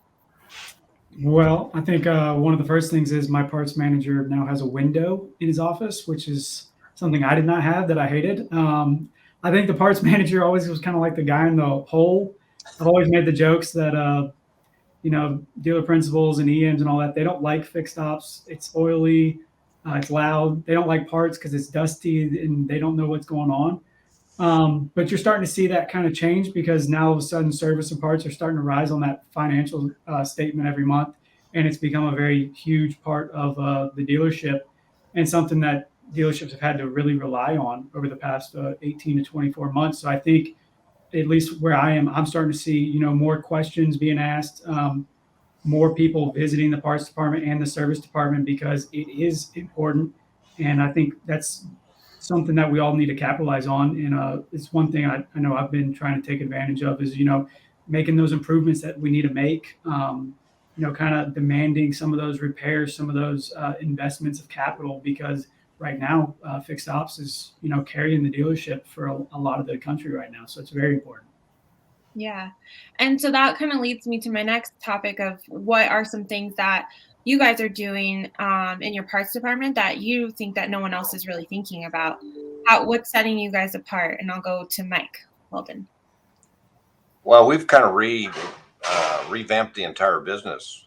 It used to be variable and fixed. We've trying to eliminate that language and bring the company together as one, because everybody has to support everybody in order to be successful. And we try to get past the old stereotype that it's the back end of the business, front end of the business. And when you do that, you start bringing the various segments together. You get people to start interacting differently than they have in the past. People aren't defensive of their own positions anymore. They know what the end resolve is and what we need to do to get there. So the conversations are much easier to have, and the buy-in is greater because the dividends that everybody receives off of it, everybody benefits from everybody working together. And it hasn't always been that way. So it's kind of a nice trend that we're transitioning through. We're not there 100%, but we're a lot further along than we were in years past, where everybody held their ground and didn't communicate. You know, a parts manager was the quiet guy, the service manager was the loud guy, and the variable was the guys that always made it tough on the parts guy and the service guy. So that's why they didn't get along. So we made that go away. That's great. And what about you, Justin? Are there any opportunities that you guys are taking that you don't think other dealerships are looking at? Well, one of the things we've done when I started, there was the parts department. That was it. It was really viewed as just one department. And now we spread it out into like 3 departments within one. We have the retail, the wholesale, and online. And so we truly have a online parts manager, a wholesale parts manager, and then an overall parts manager. And each one of them is really tasked with growing the business and really trying to look forward 5-10 years as to where we want that business to be. And I'm really trying to get them to, especially the overall parts manager, not work in the business and spend more time working on the business, right, and the growth of the business. Yeah, I love that, because that kind of one of the questions I was going to ask was, there's always this expectation that parts managers kind of have to just do it all, and they're expected to know how to do everything. And I love how you broke it out into different departments, because that's something we always talk about is you're either in wholesale or you're not. You're either in online or you're not. Like, you got to separate it and treat it like separate departments. You really do. Yeah. And Scott, you're online too, right? Yep. Yeah, we're online. Been doing online business for quite some time, and similar to Justin, we break that out also. We have a wholesale parts manager. He does run our e-commerce team, but it's a separate team that handles that. And then, you know, of course, the folks that are taking care of the dealership. But you know, one of the things that we do that I think is a little different than maybe most parts departments is we try and run our parts department similarly to the way you run a sales department. You know, my parts managers are truly parts managers, but I also want them to think like a sales manager. Since point, what are we doing each day to grow the business? What are we doing that is a sales related task versus a parts management task? Yes, they have to do both, but you know, we run our parts departments quite a bit. It's very similar to the way you would run a sales team in the showroom, right? So you know, we huddle every single morning, 15 minutes before we start the day. We talk about what went well the day before, how we're trending towards our forecast, recognize any great achievements from the day before, and talk about where we maybe had some opportunities and what we can do better today. So you know, that's stuff that you're used to seeing happen on a showroom floor with a group of salespeople, but not necessarily with a group of parts people. So, and it's been amazing since we started to really work on that, how the mentality of the management team has changed and what they do spend their day focused on today. And what do you think are some of the things that they're focused on more now that you guys are doing those? Well, I mean, so they're looking at what's driving their business. They're reviewing customer performance. They're looking at They're looking at where, whether a customer is buying every brand from us or they're just buying one brand, and they're, and how do we get the rest of the brands on board? And a lot of times it's just a conversation. So they're spending time concentrating on those opportunities. They're looking for ways that we can better serve the service department. That we can keep those techs in their bay and not have them standing at the parts counter waiting for parts. So they're all activities that are sales related, revenue generating activities that traditionally the parts manager wasn't very involved in. That's very true. I think that's great that you guys is anyone else doing that kind of thing with their We careers? are. I realize that too many of our parts, the guys taking those incoming wholesale orders or even our online parts department, they didn't view themselves as salespeople. They viewed themselves, I thought, more as order takers. Right. And so we put these huge, 60, 70-inch TVs up in those individual areas. And now we have a Google Drive documents spreadsheet that gets updated every single morning that ranks every single, parts advisor online or wholesale and shows where they are for the month in sales and where they're pacing, what the goal of that department is and how they're pacing towards the goal. So it's a mindset change and it's been great for us. That sounds great. I don't hear very many departments doing that, so I think that's great. What about you, Mike? What are some things that you're doing with your parts managers that might be different than other dealerships? We made them business owners. They own their business. They look for obsolescence. They look for untangible inventory that ties up the dealer's money. They're actually in business now, and then we get them the technical support out there. We use PartsEdge, and we've used PartsEdge for a number of years, and I will tell you that was probably the smartest thing that we'd ever did, because now I free up the managers to work on the business so that they grow the business. And we've seen, some of the things that, I think we have some of the best parts managers out there. But they were getting tied up in stuff that they couldn't be progressive at. So to Justin's point, we measure everybody every single day. They know what their sales are. They know we look at the wholesale end of the business. We look at the back end of the business.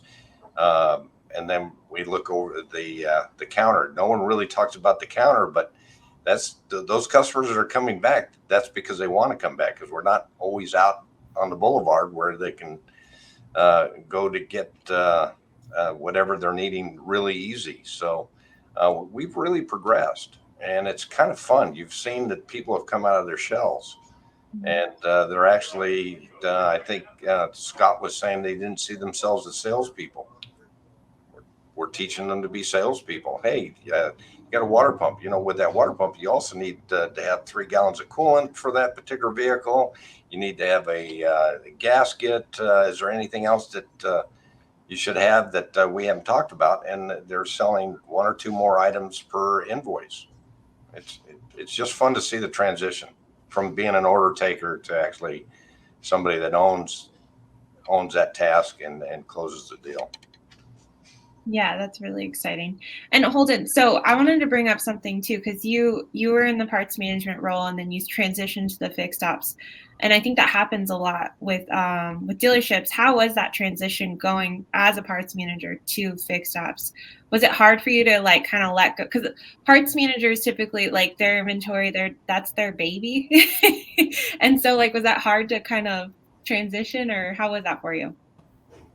It wasn't. I mean, I was a service advisor before I was a parts man, so as far as that, it wasn't too bad. And if anything, it was super beneficial to our business, because we essentially had a fixed ops director that was just a service manager. So whenever there was a special happening, parts got they just got the discount, and service got to keep their amount. So now that's a much more beneficial relationship, where when we're running specials, when we're doing things like that, planning business.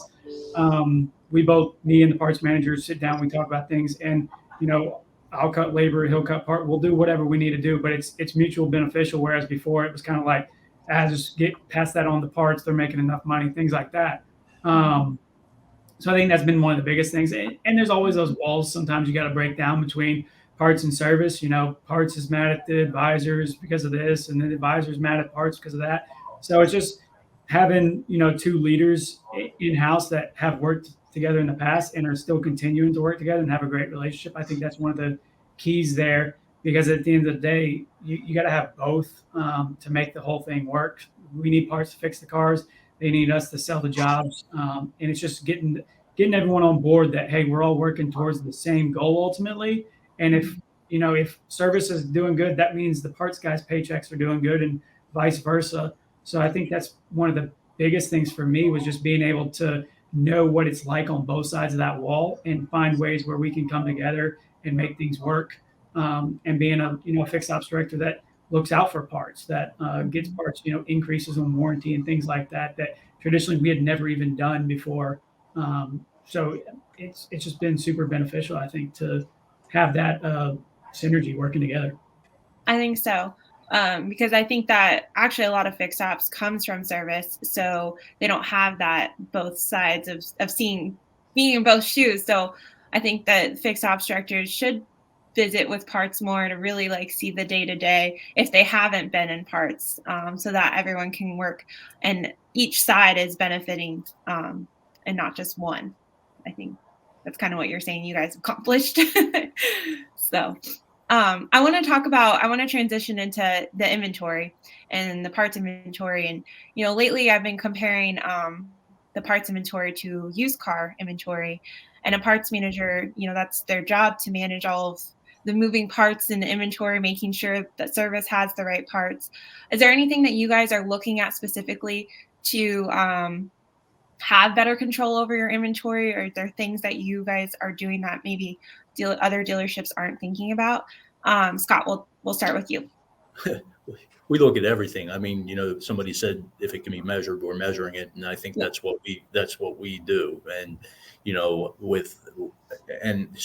I put that information on a regular basis in front of our parts managers and in front of our general managers. Particularly our general managers that really wouldn't have the time or maybe know where to go get that information or really know how the parts department is performing. So, we measure obsolescence on a every month basis, and we compare our stores, and we have guidelines in place. So we're looking at 7 to 12 months and 12 months and over, and new parts with no sales. And we know what those numbers look like and what we think is a good job. And we have some stores that perform really, really good, and we have some stores that are tougher. And we work with those stores that are, they're maybe have some opportunities to help them kind of clean that piece up. A lot of it has to do with just managing the daily process, right? So, when you're talking about obsolescence, we spend a lot of time watching our special order process. We have a written special order process that's in place for the parts department and the service department, whether it's coming over the counter or it's coming from the drive. And we report on that every single week. So, we know what percentage of our special order parts have appointments tagged to them. Again, there's a goal set, and we measure the entire group against that goal. And then we take it a step further and look at the appointments plus open repair orders and have a goal for that too. So, and we watch our aging on our SORs. How many SORs are in stock that are greater than 14 days, and report on that. So we try and put all the information in front of the managers. So number one, they don't have to go dig for it. I'm putting it in front of them. But also, like I said, back to the guys that are running the stores, the GMs and stuff like that, so that they really have maybe a better understanding of what's going on in their parts department, what's happening with that investment, and whether we're doing a good job managing it. Yeah, so there was two important things I got out of that. Is you have the GMs involved, which I think is great, because most GMs don't come from parts and they don't really know. And by getting them involved, it gets everyone just on the same page to know where the numbers are at and how they can improve. And then the other thing is, you talked about special order process, and everyone always talks about obsolescence and wanting to get rid of it. But by you bringing up special orders, that's how you guys are, seeing the trickle down effect or the domino effect of obsolescence. That's where obsolescence starts. I mean, the biggest driver of obsolescence is an uninstalled special order part that you don't stock, right? Yeah. So if we can get our arms around that and we can do a better job and eliminate it up front, they don't drop into those buckets we were talking about. Exactly. Yeah. Right. And you're staying proactive by looking at all those categories. That's Holden, what about you guys? For me right now, it's our manufacturer is making us order. We're getting force fed our orders and things like that, and we just recently put together a pretty large wholesale account with 40 rooftops that we're going to be servicing. So it's kind of going to be watching our inventory, seeing how much they're going to. I've already been on the horn with the manufacturer, like, hey, listen, I know we got this big account. We're going to have some parts rolling in. I'm going to need some flexibility on what you're forcing me to stock, what you're forcing me to take, because I only have so much warehouse space as it is. And a lot of this is body shop rooftops. So that's been my biggest thing. And that's where PartsEdge has been pretty helpful with just giving us the reporting, the tools we need so we can see, and then we can actually run reports for, that specific account, figure out what kind of parts we're seeing and things like that. That's my biggest focus the past month has been number one, setting up this account, making sure it runs smoothly. And then number two, watching inventory, because I know how they like to start sneaking stuff in on you. And like I said, I only have so much room and I just don't need a lot of body parts and things like that. So that's been huge for me. And that's just another one of those things, getting our GM involved on that and let him know, like, hey, you're going to see parts inventory starting to creep up, because he always has his eye on that every month. So just go ahead and give him warning, like, hey, here's what we put together, and just keeping him in the loop. And he's excited about it because it's a pretty big opportunity for us to make a big name for ourselves. But at the same time, realizing, like, hey, there's going to be a little bit of growing pains initially, and it's just going to be working through that. So that's going to be a fun next few months for us. Yes, definitely. That's exciting. And a lot of just like getting in that mindset of like not setting it and leaving it, to constantly be reviewing so that that inventory doesn't get out of control. Yeah. Mike, what about you guys? Are there specific things that you guys like to look at for your inventory and all of that to better track everything? Oh, we look at turns, we look at obsolescence, we look at SORs. I think that the area that we're really moving in, we're talking to the parts staff that service sells hours sells parts. And there's a big lift if we're working together to get those parts onto cars and cross the curb. So that's really, it's kind of changed the way that we think. But we look at the obsolescence. If we tie up the dealer's capital and we don't have the ability to have the parts on hand that we need to service those customers until we liquidate it, and if you're lucky, you're liquidating 25, 50 cents on the dollar. And to me, that's just bad use of somebody's money. So we really have tightened it down. We talk about 90 days. We talk about 60, 120 days. We talk about 6 months. We talk about 9 months, and then we get into the 12 months. Why is it over 12 months? What do we have in inventory over 12 months? And so we start measuring that. I think everybody here has talked about measuring and what you need to make everybody aware of so that they make good decisions when they buy inventory.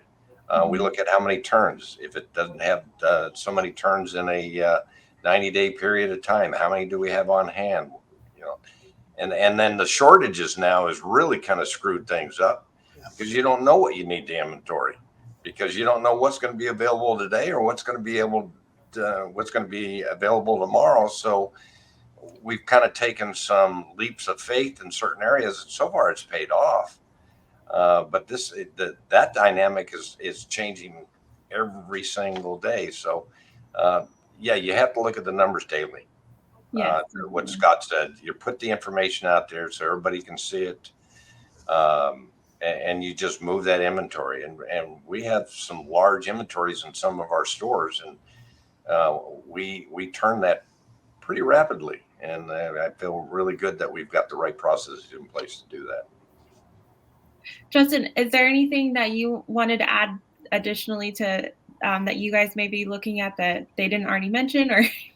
Not really. I mean, as the dealer principal, I mainly look at the total inventory and then all the cash that's tied up, and make sure it's not growing too rapidly or, growing faster than our sales pace. Yeah, it's a daily battle with the manufacturer and what they're wanting to send us.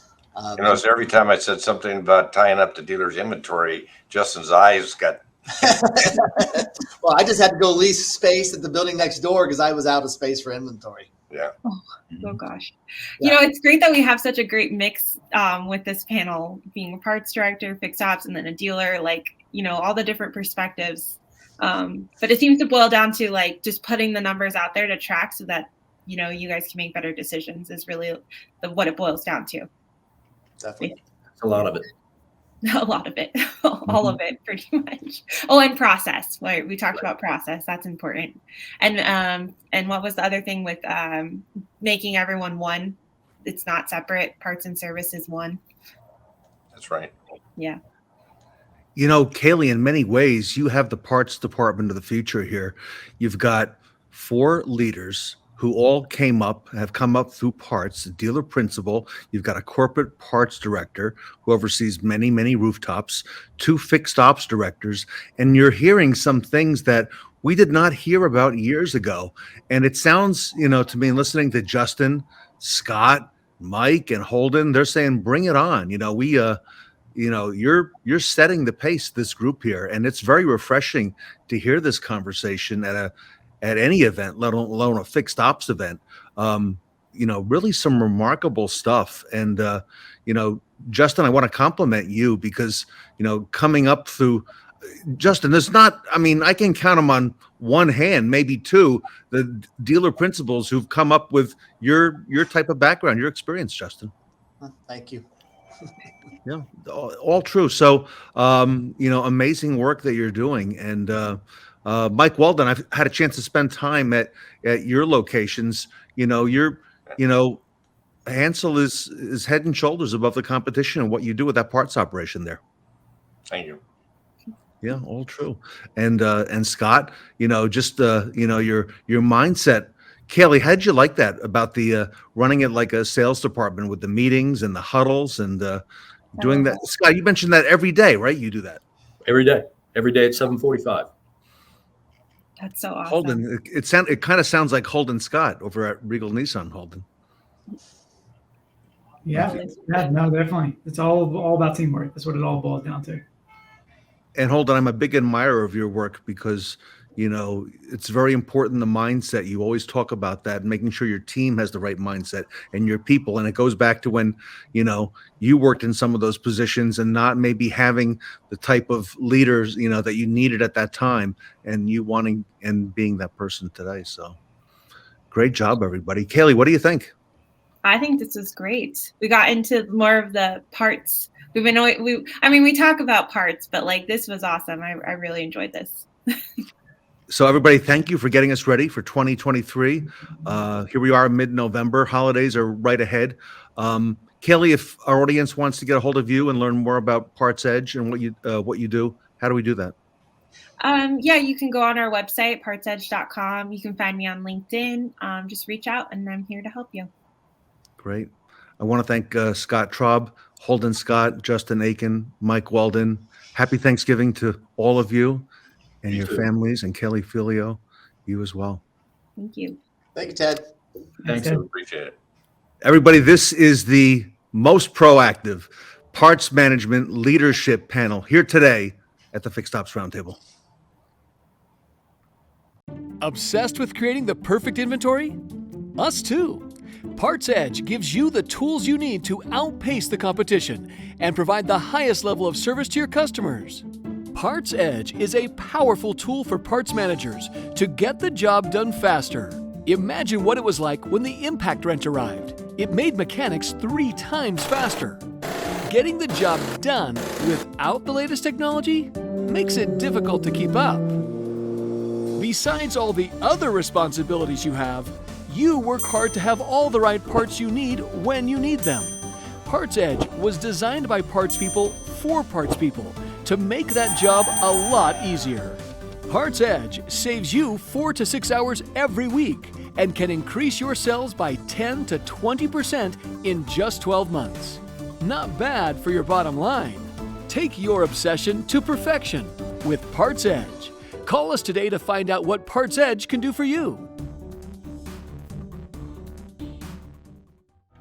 Do you know if your dealership has a strong security program? But when you try to scale this and do it yourself, like we did at Prime with a $3.2 billion business, so it wasn't a small business, it was 56 dealerships, and we had 9 people running this organization in the IT department, and it was completely out of sorts. Find out the key components of security on the Safeguards and You panel coming up at 12:45 p.m. Eastern today.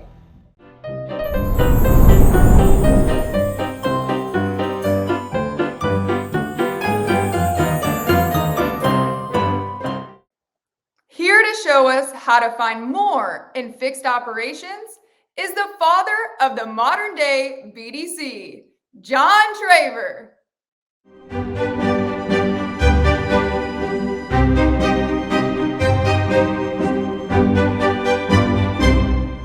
John Traver, everyone, is the CEO of Traver Connect, great friend of the Fixed Ops Roundtable, a fixture of the Fixed Ops Roundtable as well.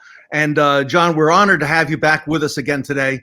And you constantly take our conferences and elevate them a couple notches each time, and everyone looks forward to hearing you speak. So with that, I'm going to thank you, and I'm going to go ahead and turn the show over to you. Well, Ted, it is our shared pleasure, honestly, here at Traver Connect. We're excited to be here. So with that, I wanted to get you prepared. I'm going to ask you a couple questions. So the very first one, I remember this piece from Peter Drucker. He said, culture eats strategy for breakfast. Mark Fields at Ford back in 2008, he rode this hard. And I would agree that culture does eat strategy for breakfast, lunch, and maybe even dinner. So when you think about culture, what culture are we talking about in your dealership, in your fixed ops department? I think we're talking about really, do you have a bent towards customer service? Let's start there. Is your culture a customer service culture? How would I know, John? Well, here's how you know. Number one, you're responsive. You probably focus on being helpful. Most of it's reactive. If the customer asks, then do this. You focus on CSI scores. Not a bad thing. Definitely customer service oriented. The opposite of that would be customer experience oriented. And that focus is going to look a little different. It's not so much responding, although you do have that. It's more perceiving, anticipating what's going to happen next. What is the customer thinking? What are they feeling? What will they experience? And so it's more proactive. You're perceiving their needs in advance, and you're building out a workflow for them that experientially is going to cause them to do business with you over and over and over. So I guess the question is really, is the sky the limit, and how high is the sky, right?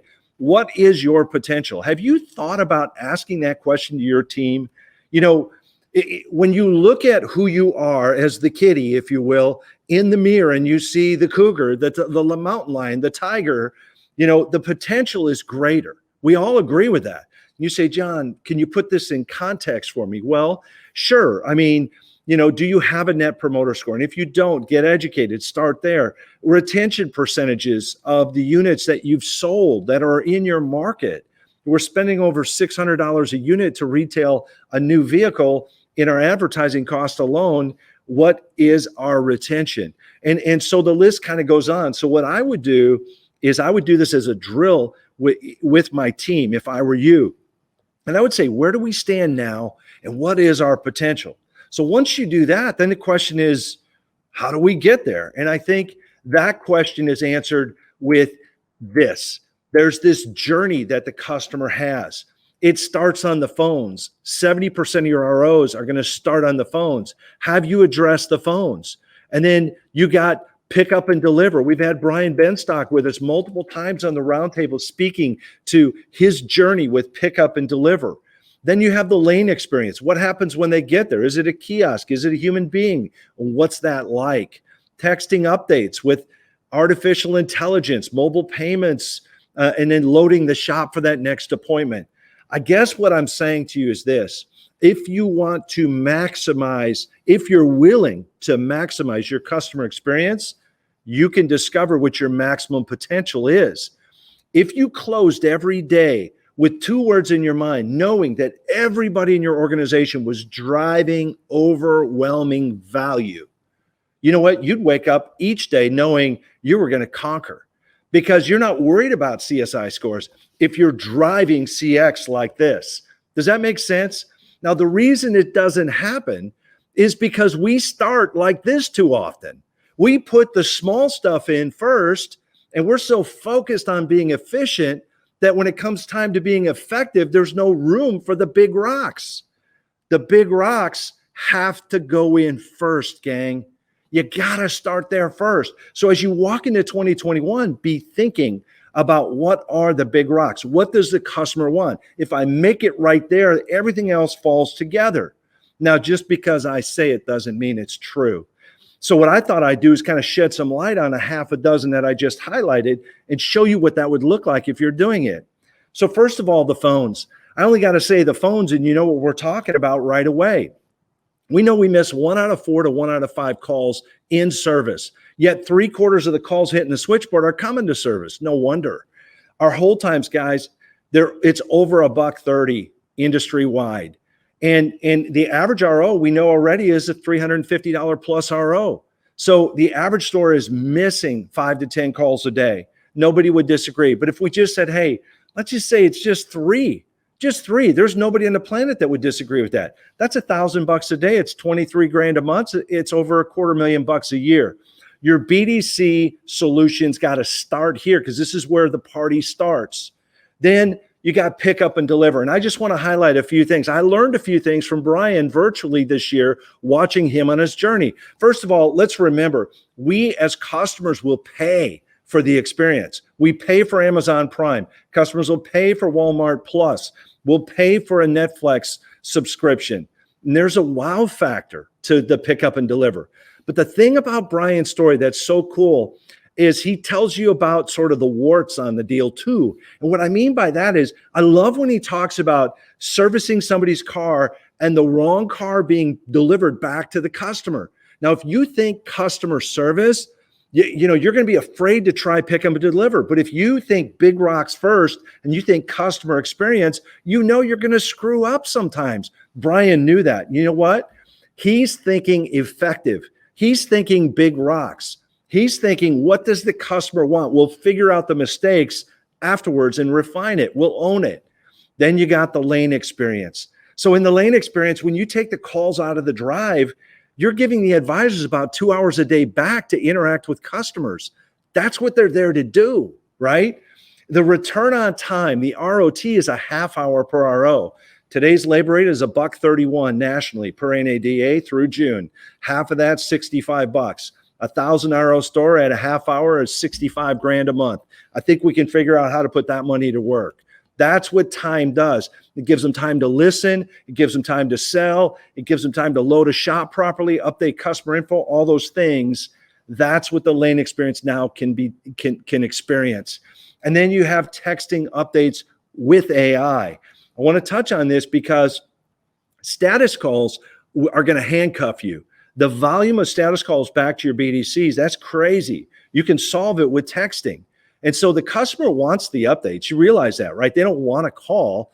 And AI is what is in place when your advisors don't use the tool. Sometimes we buy tools, our people don't use it. Probably not your store, but maybe a store near you somewhere on the planet, right? It happens. But AI can help you begin to fill in those gaps. Our friends at Update Promise have an incredible application that does this and drives it. And they've filled in the gaps. All I'm saying to you as a teammate is this is no longer a knowing problem. It's a doing problem. This is what they want. Look, Domino's Pizza in 2010 was a $7 stock.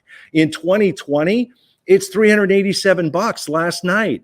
It's a $5,000 increase. I'll show you in a sec. With all the only change they made, you guys, is a pizza tracker. That's it. The customer's in tune with their pizza being born, cooked, and delivered, and they want the same with their car. Mobile payments, don't make them go to the glass.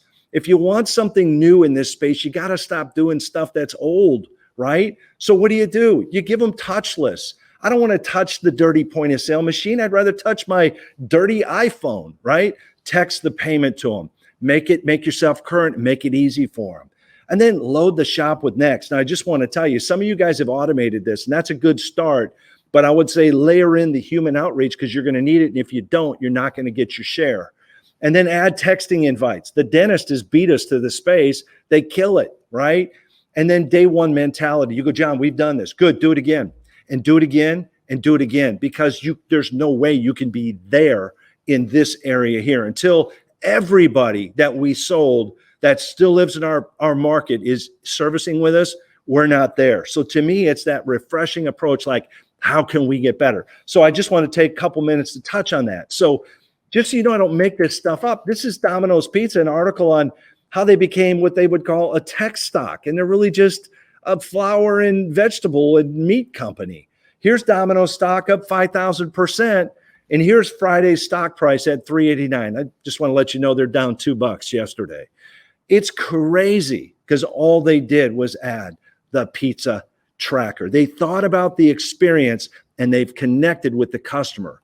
So if you have maximum CX, then you have a chance next year to start achieving your maximum potential. The phones, that's going to be your BDC. Pick up and deliver, you're going to have to be willing to risk it to get the biscuit, as they say. The lane experience, there's your return on time. Updates with AI, going back, getting rid of status calls in the BDC. We give them the pizza tracker. Time to pay, we're not going to make them go to the counter. We'll still offer it, but we're going to go mobile where they can be touchless. Active deliveries, now we can actually thank them and let them know what we did. That's return on time, showing up again by taking calls out of the drive. And the next appointment, BDC. To me, if you want to reach your potential, you're thinking about these touch points and you're saying, look, we're going to be frictionless. If you want to be effective, you got to do the right things first. That's what it's going to take. And we think we can help you, whether it's just advice or it's education or whatever. We're here to help. But at the end of the day, we want to see you win. So, Ted, to reach your potential, man, that's what it's going to take. What do you guys say? John, I wrote this down. It's a quote. If you want something new in this space, stop doing something old. Yeah, just a little lathered up. Sorry. Yeah. Sometimes this stuff just falls out and I almost forgive me. But no, I'm passionate about it. I believe in our retail space. We have an incredible opportunity. What you guys have done with Fixed Ops Roundtable in 1 year, happy anniversary, is crazy. But the timing is right. But now we got to go about this, put the big rocks in first. And these tools you're talking about are intuitive. And, going back to the CX and, look at other experiences, that come to mind, the Four Seasons. They anticipate what the customer is going to need ahead of time. And we're now able to do the same thing with the technology that you've got in place and some of the things that you've been pointing out. So, thank you, right Ted. on, spot It's on, a John, pleasure. as We always. are always honored to be part of the event and excited to see it growing. And we look forward to a very bright future. John, how do we reach you if someone in our audience wants to get a hold of Traver Connect? Hey, TraverConnect.com, and right there on that bottom line, you can call us. I think we have my direct line in there, so I'll do the best I can. But we got a team of people here, Bob Gower, his crew. We would look forward to hearing what you're up against and helping you walk through the process. A giant in this business, everyone. John Traver from Traver Connect here at the Fixed Ops Roundtable. Hi, John Traver here at Traver Connect. Thanks for joining us on our Service BDC video today. If you've already partnered with us, we appreciate your partnership over these past years. If you're new to us, we look forward to getting to hear your story and come alongside you relative to Service BDCs. When you hear the term Service BDC, the first word for me that comes to mind is calls. That's what really a Service BDC is going to be built around, both inbound and outbound calls. Those calls are going to load your shop, it's going to drive your RO count, and ultimately, it's going to tee up your next retail unit. One reason the Service BDC is so successful today, so important today, is it has a massive amount of opportunity in the form of those incoming calls. The cell phone changed everything. It's increased the amount of calls to dealerships, and as a result, we have to have a team of people centralized to take those calls. It's always been busy in service, but today, when you ask dealers, they tell you they need help. With only 3 service riders, it's virtually impossible for my service riders to load the shop effectively and efficiently in order to keep my shop full. The second thing I'd be thinking about if I were you is, what do my calls sound like? What is our statement of work in those calls? Are we asking for email, address, phone number? Do we use a time and mileage approach to make sure we're pre-selling to any additional needs, or are we just order taking and then trying to take care of the customer when they get there and tell them we need their car all day? So what you want to do is establish a clear roadmap for how your calls are going to be handled. We'll help you do that, whether it's virtually here through our BDC or we do it with your team at your dealership. So perhaps you're like some dealers, when they hear us talk about centralizing the calls here in Dallas, Texas, they wonder what that call might sound like. One thing I like about Traver is that my customers feel as though they're dealing with someone within my own store. I've had several customers come to my store and ask to speak to Chelsea when my people that realize Chelsea doesn't work there, she actually works in the call center in Dallas. I have you Thank scheduled you. for the recall. Was there anything else? Let me tell you, you're like the most professional person I've ever spoken to, I think. My pleasure. job. Thank you. No, I'm serious. I'm being completely serious. No, we don't need anything else. That was great. You have a wonderful day. Okay, you're doing a great job. You sound good on the phone. So Oh, when I see Herb, I'll tell him he's a great person on the phone. We're built for service BDCs, 60,000 square feet of workstations and personnel trained to take inbound calls. There's a handful of ways we can help you. We can help you with a virtual service BDC where we take your calls. We can help you with outbound campaigns, filling in those open spots in your schedule, turnkey, not just getting the customer to call, but actually taking the call and loading it in your scheduler. 3, training for your business development manager, for your business development rep. How do they take these calls? We'll bring them into our customer experience center if they're a BDM, or we'll provide online training for those BDRs. Leadership education for you. You're wondering, what are my KPIs? What should my staffing plan be? We can walk you through this in less than a day. And then tools, everything from texting, mobile payments, even in-dealership software to help your BDRs. So hopefully you see we're built for service BDCs. This is what we do, not what we talk about, and we hope to be talking to you soon.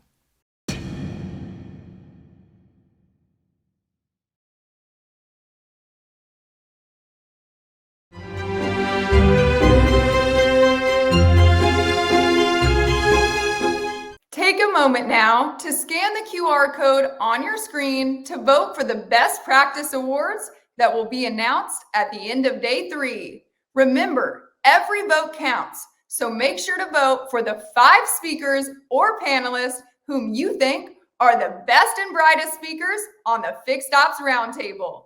And don't forget, you can only vote once.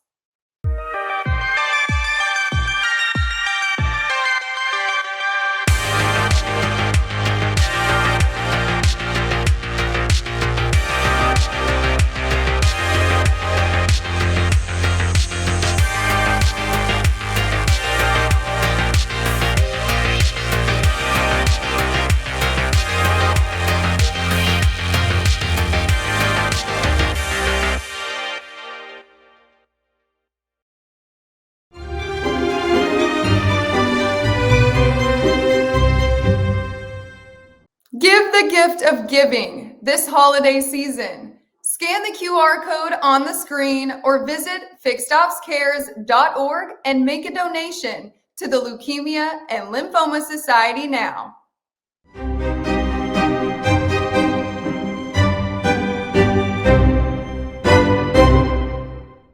Our next speakers are ready to share their secrets of success at some of the biggest dealers in the world. It's none other than Doug Eroh of Longo Toyota and Ed Roberts.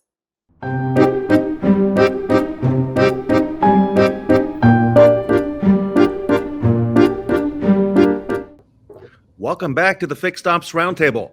Doug Eroh is the president of Penske Motor Group and the president, general manager of Longo Toyota, the #1 volume Toyota dealer in the world since 1967.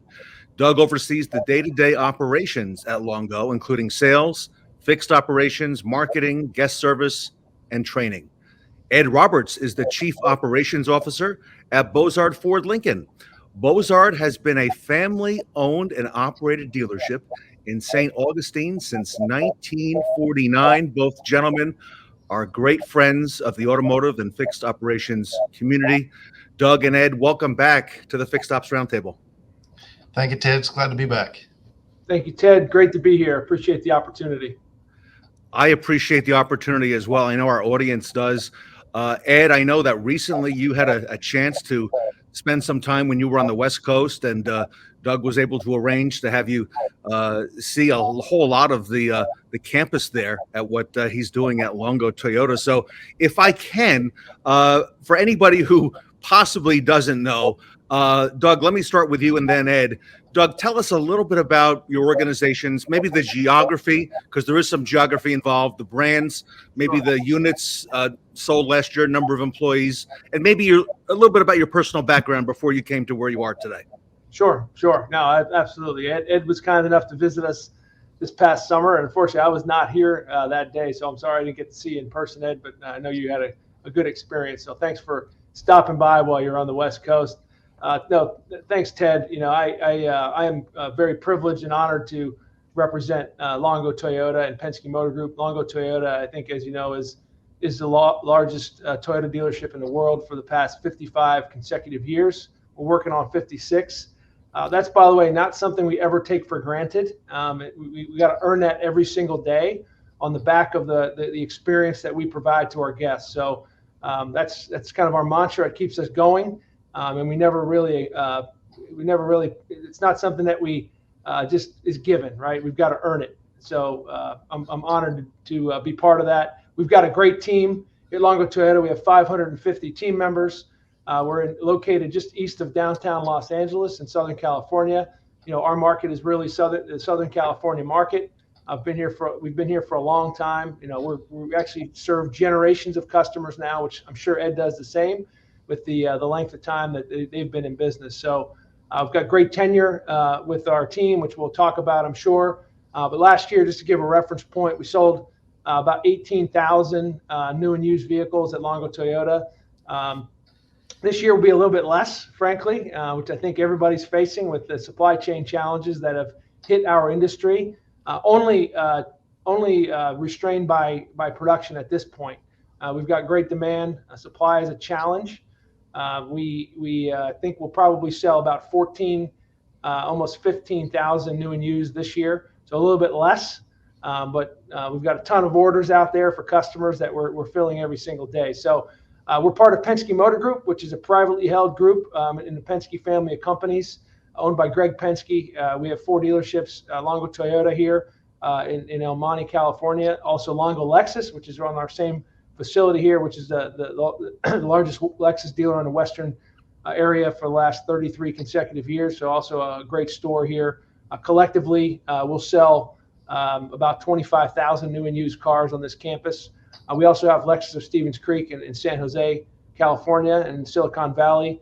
And our newest dealership is actually in North Dallas market in Texas. So we're growing there as well, and honored to represent the Toyota and Lexus brands at this point, and we're just a big part of their business. So again, thanks for having me, Ted, and I look forward to talking a little bit more. Wonderful. Ed? All right. Well, Doug, thanks for opening your doors and allowing me to come in when you was on vacation last time. Sure. We were all on a journey rather than a destination, and when we can do that, we know that we're on a journey. When you're on your journeys through life, you try to find things that can make you better. And I was just happened to be on a journey out in the West Coast and stopped by your place there and had to check out the legendary Longo Toyota. And I told Ted when we was recapping about it that there is a recipe to success, and your store is very cultural driven. I was impressed with a lot of elements that we'll talk about here in a couple of minutes. But good job out there. Thank you. Here at Bozard, we don't have quite the employees that you have there. You said 550. I'm at 311. But we're in our 3rd generation. Talking about generations, we're in our 3rd generation of family ownership here. We're in St. Augustine, Florida, a small town, so to speak. It's the oldest town in America. It's the oldest city in the U.S. But we're about 50,000 in population, and the county itself is about 200,000. So what we do inside our area is huge, because we're not in a metro area by any means. But it's all about our people and making things happen. You can drop that one off the front of what Doug said he sold last year, and you'll be right in line with where we're at. And I think our fixed ops are probably very similar. But put it in perspective of how we got here. 10 years ago, we was right around that 40 mark with employees. We'd dance around 39 or 40, 41. And today we have 311. So in the last 10 years, we've really put ourselves on the map and have benefited from substantial growth. Still tons of opportunity in front of us. There's no destination. We haven't arrived. We're here to learn. We're here to get better every single day. And when we can learn from each other, we all win. We make our industry better. It's a great privilege to have both of you on today's event. And Doug, you mentioned just a few moments ago, the average tenure of your team members is extraordinarily high at Penske and Longo. And Ed, you've got a compelling story of growth that you were just alluding to. Doug, first, if you would, give us a little insight, Doug, into your hiring and training processes. I know you've done that once before, but it is certainly very unique. And I think that has a whole lot to do with the retention of your team as well. Yeah, absolutely. No, we're grateful to have great retention and great tenure among our team. I think our average tenure is over 11 years here, which is pretty remarkable. We have team members. I think I have 3 team members that just celebrated their 38th year. So pretty amazing. Those are our longest tenured team members. We recently had a parts director retire after 43 years. So that gives you a little bit of insight into the longevity that's here. And look, longevity and retention of your team clearly helps you build a culture and certainly drives consistency with process and with your guest experience. So that's where I see the value in it. We're pretty meticulous about hiring. We go through a pretty lengthy process. We kind of have a joke that we tell our candidates that it's hard to get in and it's hard to get out. And what we mean by that is it takes a little longer to get hired here than it might somewhere else, just because we do a thorough background. We make sure the candidate touches many managers before they actually, get to a final interview. And the final interview is actually with me. So I have an opportunity to actually speak with every candidate and do a final approval on them. And that's just a quality check, I think, on making sure that we don't have anybody slip through that maybe doesn't align with our culture. We're not trying to micromanage the situation, but certainly it's just, I look at it as a QC, just like you would with a car. You're going to QC that car when it comes out of your shop. We're going to QC the candidate before we make a final offer. And hard to get out means we have a good career path. We want to grow our team. We want to give them good training and development during their time, whether it be role specific or in general leadership and guest service and those kinds of things. So that's kind of our mantra and how we live into it. Doug, I got to ask you, I was aware, because I've heard from you and from Greg before, that it is hard to get in. Is it still as hard to get in today in light of all the challenges that dealers around the country are having with, finding employees? Yeah, I think everybody on this call, I'm sure, has faced over the last year and a half some labor shortages in their markets. Certainly we have. I would say we've weathered that pretty well, all things considered. There's certainly positions that we're hiring for today, and they tend to be the skilled positions like technicians and collision technicians and things like that. But overall, I've got a saying that, never be desperate, never be desperate. And I say that with respect to hiring, because if we feel like, oh my God, if somebody says to me, I need a body, I always correct them. We don't need a body. Anybody could have a body, but we're not going to throw bodies at it. We're going to have good quality people. And if it takes longer, and we've got to, tighten our belt straps a little bit and work a little longer and harder to fill a position, or cover for a position until it's filled, but we'll do that rather than compromise on our standards. So it's hard to do. I got managers coming in, hey, I need somebody, I need people to wash car, and I get it. So we really try not to be desperate in a situation that really kind of forces you to be, in many cases, just to fill a position in a tight labor market. So. Good point. Ed, you've had some extraordinary growth there. Give us a little insight into your hiring and processes. Well, I want to touch with Doug there. With 11 years average tenure is pretty strong, and I'm not there, certainly, because our growth is, best case scenario, I could have 40 people that's been here 10 years or more. And I do have several that's been here more than 10 years. I have one that's in the 30s and then several in their 20s. But our growth has really came over the last 10 years, as we talked about. And it really is being intentional about hiring. And it sounds like Doug's very intentional. I wrote down that he gives the final stamp of approval. But one of the things that we do is they got to check 3 things. And when I talk to a hiring manager, we got 3 C's. 1 C is character. Are they who we want representing our brand? The next C is chemistry. Can they fit in? Can they bring something to the team? The next one is competency. But I'm not really looking in most cases here whether they can do the job. I'm looking, are they trainable? And if they're trainable, that's exactly who I want, because that's who's going to be with me, like Doug said, the 11 plus years, because there's that career path that they'll have within the store. And we've been fortunate to not have a shortage of labor, even though everybody around us does. We have a lot of career paths here for not just technicians, but for every position here in the store. And we make that known. And once that starts to compound, then they're telling their other friends that, hey, come here, you can start here and you can grow into this and whatever else. We didn't lose anybody through the pandemic. Certainly Florida operated a lot different than California. So hats off to you there, Doug, for having to go through that out there. And we continue to grow. We're invested with a lot of technical schools, and that we're really able to go in there and pull out the cream of the crop. And it's one thing, a lot of dealers will tell you they're invested into those technical schools, but they go in and do the same thing that the other dealers do. They show up, they're there for a job fair. They're not really engaged with the school. We're engaged with the school from the standpoint when those kids start signing day, we're there for them. We're making a big old giant party out of it.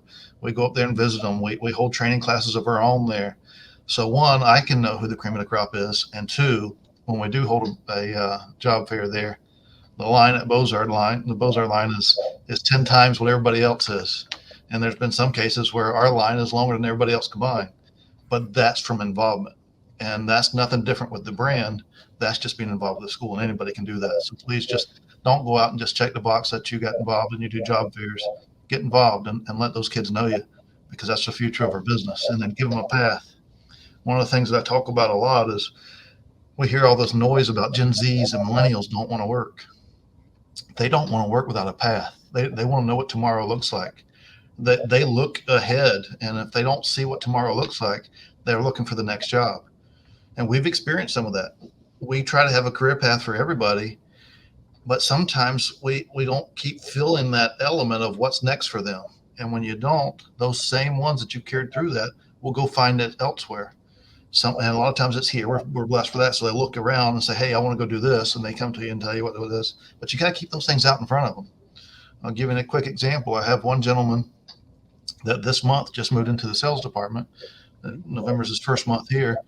He started with me in a training program and then grew from there and moved into the shop and then took over as a team leader.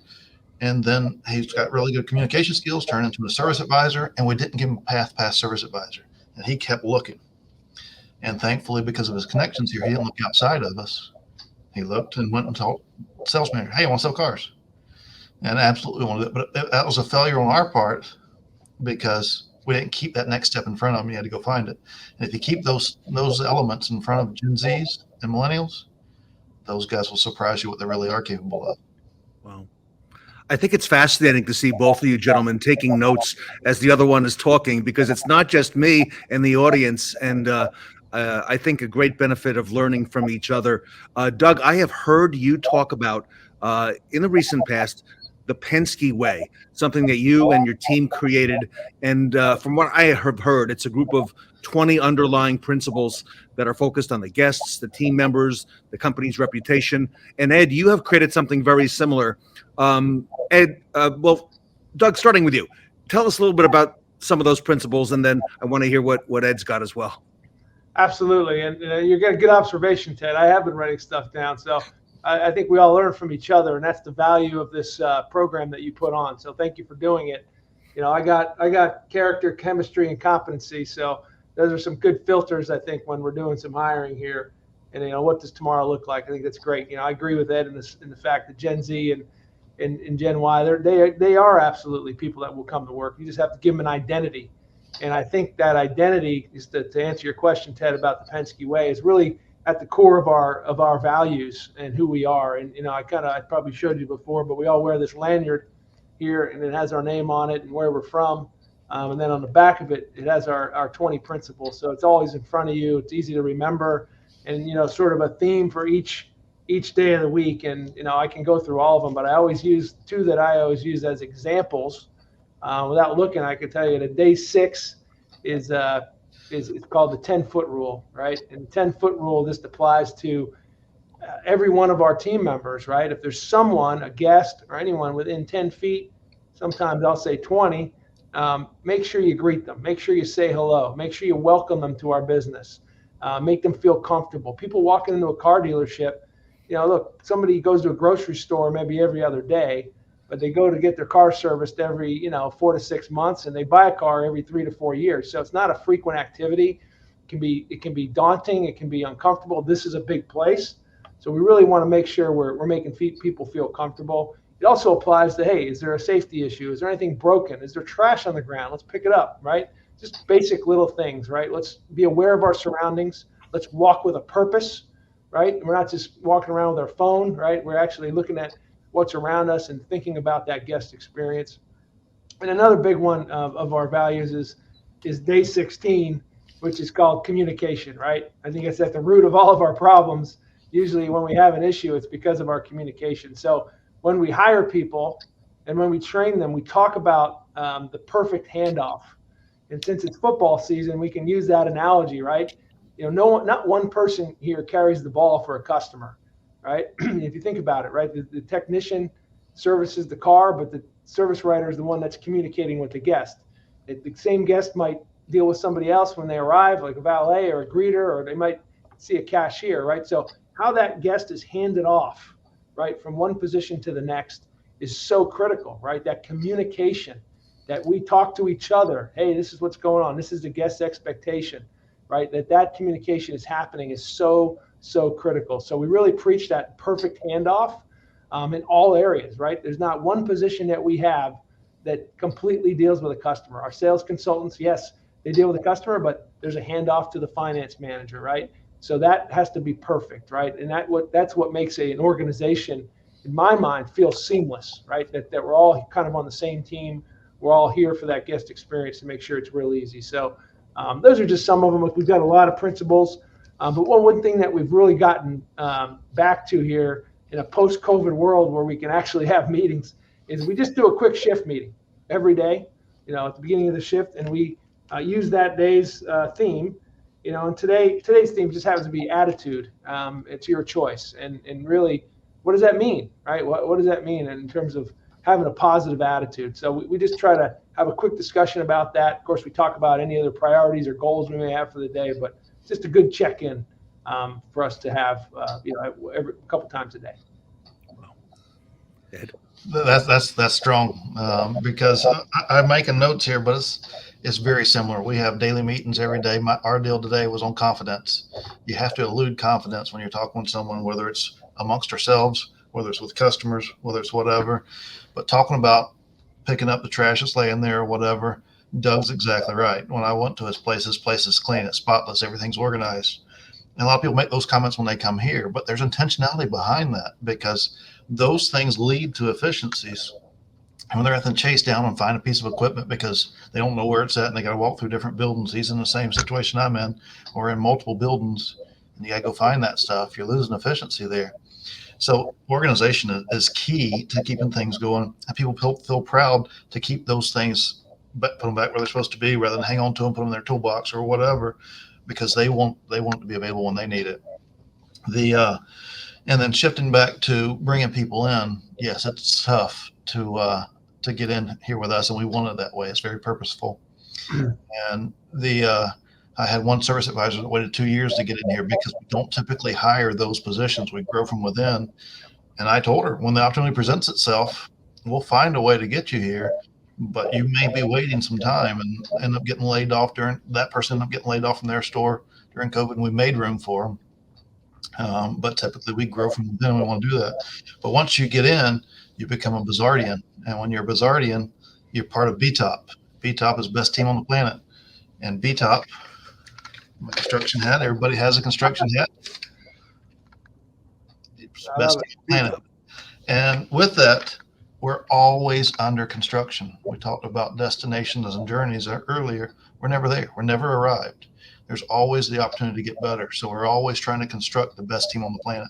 So I have the best team on the planet, but we're still constructing it. And we'll be constructing it tomorrow and the next day. Because as soon as you back up, that's when you start losing it.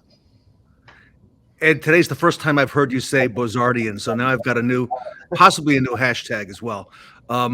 Ed, you came up as, you came through the ranks and you were fixed ops director before you became COO, which is not the typical rise in many dealerships, as we all know. Ed, talk to us a little bit. You mentioned facilities and walking through. Give us a little bit of a insight into your fixed operations there. I know you've got a very large shop, but number of service bays, maybe number of techs. I know you've got some mobile units as well. So we have 93 techs today.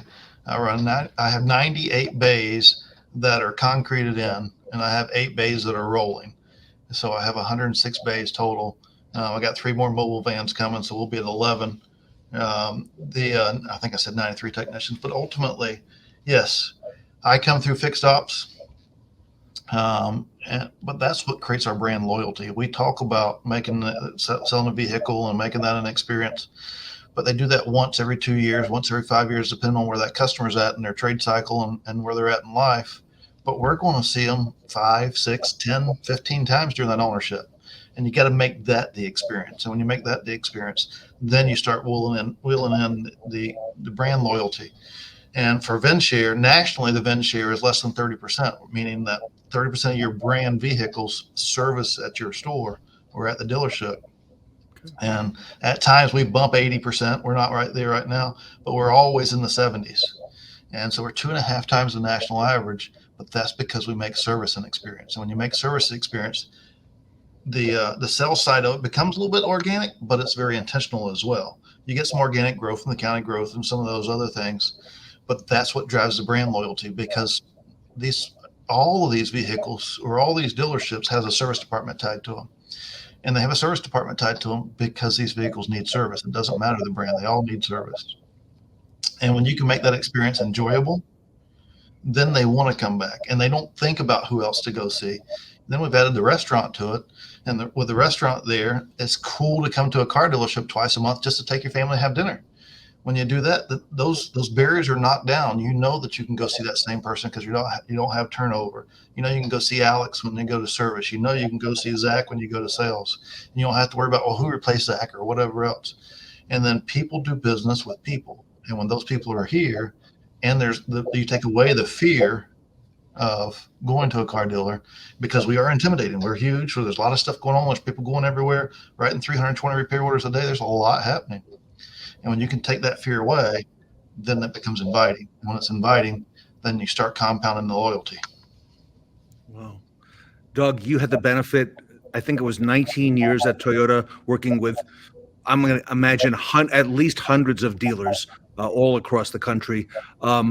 Give us a little bit of lay of the land there on fixed operations for your organization. Yeah, absolutely. I know, Ed, great to have somebody running a company that has a fixed ops background. I think there's a tremendous value in that. There's not enough of it, frankly, in this business. Our Lexus Stevens Creek general managers all came from a fixed ops background, so I really enjoy his perspective.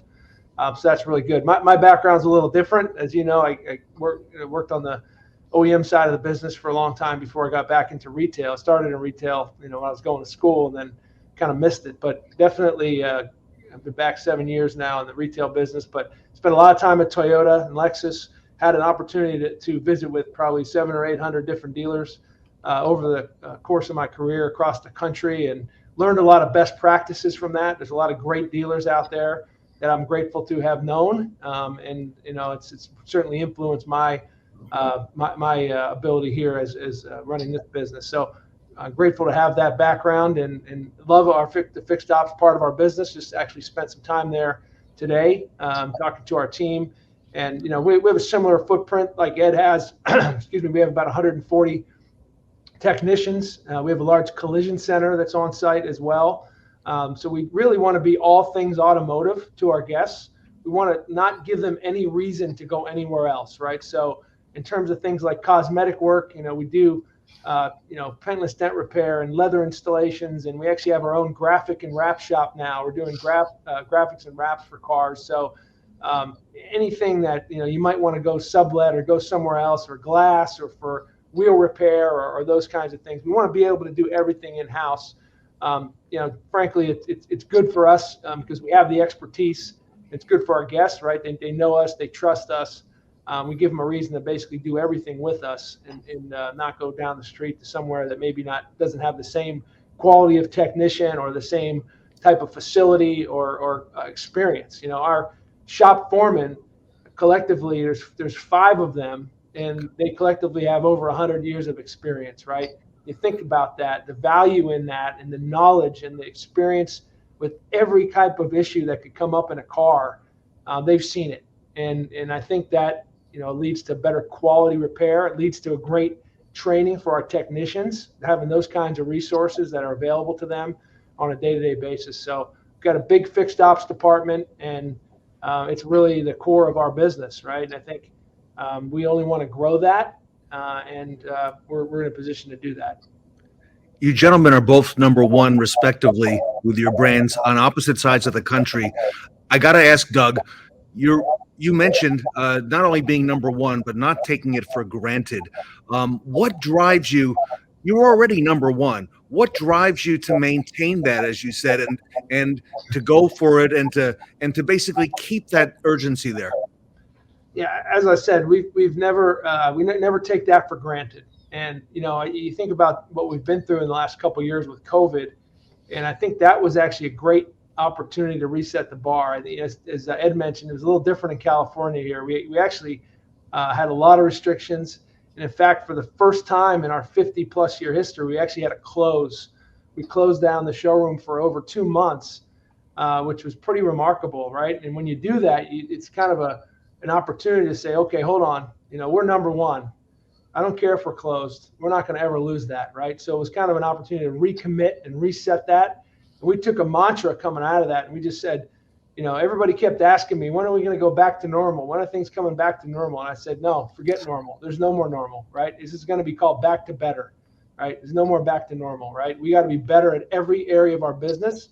And, we kind of use that as our rallying cry. And I'd say our team has really latched onto that. And that's really been our driving force going forward. And no one ever wants to lose that. As Ed knows, when you're number one for your brand, you sit there at the top of the report, and it's easy for everyone else to find you and you're the target. Put a target on you. So exactly. So we face that every day. We always have competition. I love the competition, by the way. I love when there's a new dealer that's making gains against us, because it just makes us better. It forces us to be better at what we do.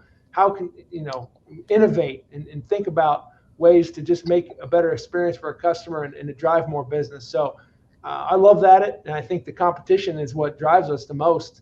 And we're just fortunate to have a team that's very driven, that likes to win, and really takes a lot of pride in being number one. It's an identity, and it's one that we are always committed to.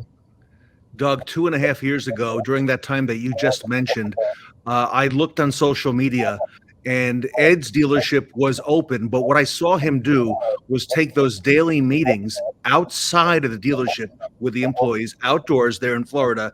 And Ed, many of them, I saw that you put them online, okay? And that got a lot of attention from a lot of people. Ed, what drives you to be number one and maintain that? At the start of this, Doug talked about communication is a lot of what we need. And we couldn't lose that level of communication just because COVID hit. So we still had to communicate, and we moved it out in the parking lot. But another thing is, I want things to get back to normal. We all heard that. Well, there's not too many times to reset. And that was an opportunity to reset and really strengthen our business and create our own new normal if you are chasing a normal, because the normal is, I don't want to be normal. You got to set the bar. But it was our opportunity to reset and keep growing. So one of the things that I preach here daily, and I ask myself this daily, is what did I do to make an impact? Because I don't want to come in and get caught up in the day-to-day grind. And I don't want my people to come in and get caught up in the day-to-day grind. There's a big difference in being busy and being effective. So I'll ask them a lot, what did you do today to be effective? Don't ask what's going on or whatever else. I want to know that they're making an impact.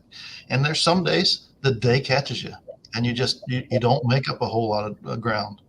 But as long as you ask yourself those questions every single day, every single week, you'll make an impact. And every single week turns into months. And it just continues to compound itself.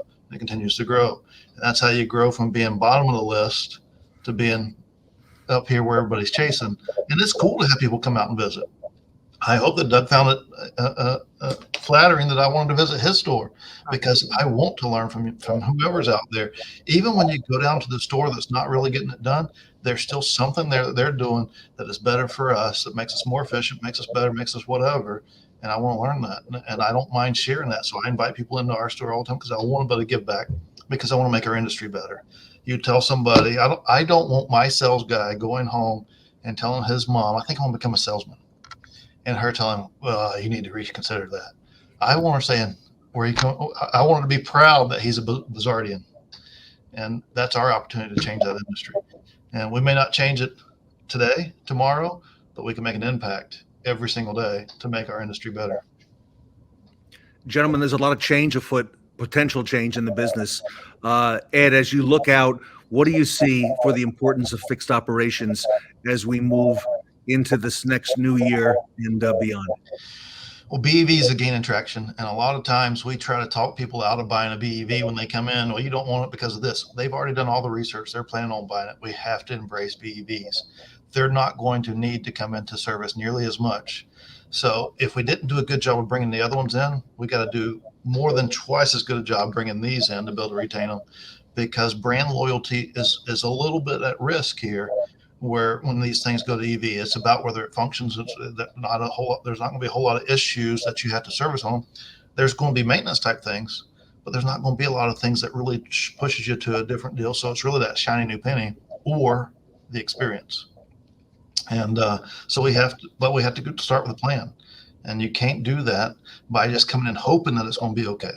You got to put a plan in place and work the plan to get better every day, to drive those guys in, to create the brand loyalty, so that we're ready for BEV, rather than talk people out of them, put our people in seats, let them go drive them so they can say, hey, I drove one of those Lightnings and that thing's cool, rather than you ain't going to get that anywhere. And it's just shifting the mindset. And Ed, you're in Florida. Doug, you're in California. California has been all over the news about a lot of potential changes afoot. And I know that hasn't gone unnoticed by you and by Greg there. What about the importance of fixed ops in the future? Yeah, absolutely. I think Ed made a great point about BEVs. The technology is changing quickly. As you mentioned, the California, the governor here has basically issued a mandate that says, by 2035, we want all vehicles to be zero emission. Now, I don't know that we'll get there per se, but certainly we're going to make a lot of progress in that area. And, we've been selling hybrid vehicles here for 20 plus years and plug-ins, and we actually sell hydrogen fuel cell cars. Now we sell BEVs. So I feel like we've got good experience at it, but it's, as it becomes a larger part of our business, it's really going to impact our fixed operations. So as I look at fixed operations, I really see kind of a short-term issue right here relative to the supply chain crisis that we're in, right? Because the supply chain crisis has caused us to sell less new vehicles, right? And as a result of that, theoretically, there's less new vehicles going to be coming into our service department over the next year or two. And I think Ed knows this as well. When you think about cars being older, franchise dealers, as a rule, have a harder time retaining older cars, right? So theoretically, this supply chain issue could have an impact on our units in operation and the number of cars we see coming through our service drive in the years to come. I think that's going to be faced by every dealer that's on this call today, and something that we have to get in front of. So one thing I would tell you that we're very, very focused on right now is prepaid maintenance, and making sure that the guests that we do have a reason to come back and service with us beyond the great experience, but we give them some value. I just sat through a presentation that showed the retention for guests that have prepaid maintenance and those that don't. And it's really remarkable. You see customers that have prepaid maintenance coming in to your service department really every 6 or 7 months.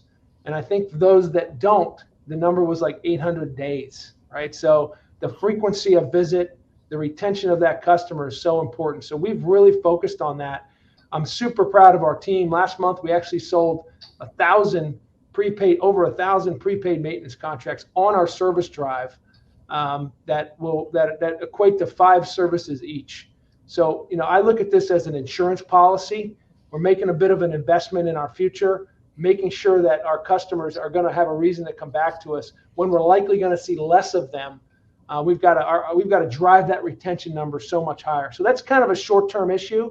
I think that will, you have this period of time probably from, mid 21 through what will probably be mid 23, let's call it 2 years, where there's just going to be less new cars sold. So we've got to be planning for that now and trying to drive that future business for ourselves. Second part of that is really where we go forward from here with respect to the different powertrains that are coming. How much can these cars be serviced? I go back to that, being all things automotive, right? Because cars still need details. They still need cosmetic repair, even if they're BEVs, and there may not be so much, heavy line maintenance needed on those. But I can tell you from where we are, we're actually in a planning process right now to build an all-new service shop. We're going to build the service department of the future. It's a huge project. I'm excited to be part of it. But our service shop has taken care of us for a really long time. But we've got a plan for the next 30 years, 30, 35 years. What's coming? What does the powertrain look like of the future? What kind of shop do we need? How many diagnostic bays do we need versus, lifts and things like that? So we're going through that planning exercise right now, and we're looking to break ground next year. So that's one thing our team's excited about. We've got an eye to the future. That's going to take, a couple of years in the planning and execution process. But I think it just shows our team that, hey, don't worry, because, I think the general consensus is that if I'm a service technician, I'm very concerned about EVs, right? I don't want to have these things because it's gonna make me lose, not have enough work in the future. So we're saying, hey, we want to get more of that work. We're going to build a shop where everybody wants to come to, that there's going to be good trust in us being able to diagnose whatever car with whatever engine it might have that's on the road. So that's sort of got our short-term thing. We need more of our current customers, and our long-term planning is let's build that shop for the future. Let's do it now because it's coming fast. Doug, a lot of notes being made right about now. Last question for today for both of you gentlemen. I'll come to you first, Doug, and then Ed to bring it home. Doug, as here we are, mid-November, looking out into the horizon for our audience, dealers, managers watching. What recommendations or what advice do you have for our audience looking into 2023 from your crystal ball? What should they be planning for? And we've heard a little bit now from you, some things that you're doing. What do you think you'd recommend to our dealer audience? Doug, you first and then Ed. Yeah, it's a good question. And I think, our planning environment's real interesting right now because we do have all this change coming at us, change in the powertrains of the cars that we're going to be selling and servicing in the future, change in the economy and some headwinds we have with inflation. But I think the biggest thing we can all do is remain flexible, be adaptable, right? Because if we go back to 2020, none of us saw coming what's now ensued over the last 2.5 years. And I think those that have thrived because they've stayed on top of things, they've changed, they've adapted, they've been flexible with their business, right? This is a as we say here, this is a road course. Right, this is not a oval. Right, we're not going around in a circle. We've got to make those turns, and sometimes turns come at us that we don't expect. So I think remaining flexible is really important. This one last thing I'll say that we just actually did this, and I'd love to share it because it went so well. But just like most dealers out there, we have a significant number of customers waiting for cars. Right, there's been a supply chain issue. They're waiting months. We've got customers waiting over a year for vehicles. And frankly, the numbers of customers waiting have gotten so big for operations of this size and really for any dealer that it's hard to manage, right? It's hard to communicate with those customers on a frequent basis and give them the best information possible. So we actually just did this. We called it, it's kind of a tongue in cheek, but we called it, Dude, Where's My Car? And it was a Zoom call that we invited our customers to. Anyone that had an order with us, you get on the Zoom. We actually did it last night. And as a matter of fact, we had over 400 guests actually spend 2 hours, believe it or not. And at the end of the 2 hours, I had to end the call and say, thank you very much. We were just out of time, but we still had another 100 questions in the queue. But I think what that reinforced for me is how engaged our customers are about the products we're selling, about the ability to get one of those products, and even the future stuff that's coming at us. They want to know more about it. And dealers, I think, can be a great resource in that. Let's not let these third parties and other kind of new startup brands come in and own that space. We own that space as dealers, right? We're the trusted advisor in their hometown and their community. So let's continue to be that. And that'll keep us differentiated into the future. So thanks for the opportunity. Ted, I'm going to touch on that just a bit. Doug, I don't think they're necessarily engaged to the product like that. I think they're engaged with Longo like that, because that's your level of involvement that's created that. Some of the things that I'm going to work on, we just passed Halloween, and I got spooked a little bit there that, hey, I'm not doing enough to increase VIN share. And one of the things that we're going to do is, one, create annual services for BEVs, and two, everybody knows I'm in the mobile business, and rather than go to destinations and service a customer and maybe pick up 2 or 3 on the way back or whatever else, I want to go to mobile service destinations and hit hospitals and really expand my brand image with those places. And I'm not just going to service Ford or Lincoln vehicles. I'm going to service some of Doug's Toyotas. I'm going to service everything. And that's our opportunity to introduce our brand outside of the store. And maybe I might just give away some gift cards to our restaurant. But there's opportunity. There's always opportunity to grow your business. There's always opportunity to think outside the box. So that's my challenge to everybody in 23 is, what are you doing to do something different in 23 than you've done in 22 that's really going to drive your business? And don't be in it for the short game. You have to have a short-term plan, but plan for what that's going to do for you for tomorrow, because when you're in it for the long game, that's when we all win. We could easily go all day with this. This is amazing. Doug and Ed, fascinating information. I got to do this. I got to invite you back in 2023 at some point to bring you both back and just kind of give us an update on some of the stuff that you're doing. I think fascinating conversation. I appreciate, and our audience appreciates your time, and Doug and Ed Roberts, amazing job. Congratulations to both of you, respectively, in your organizations and what you've done. And thank you so much on behalf of the Fixed Ops community for being here today. Thank you for what you're doing as well, Ted, because you're the one bringing it to everybody. Yeah, thank you, Ted. We love you sharing these best practices and love what you're doing on the philanthropic side as well. So thanks for all your efforts, and it's great to be here. Doug Eroh and Ed Roberts here today at the Fixed Ops Roundtable.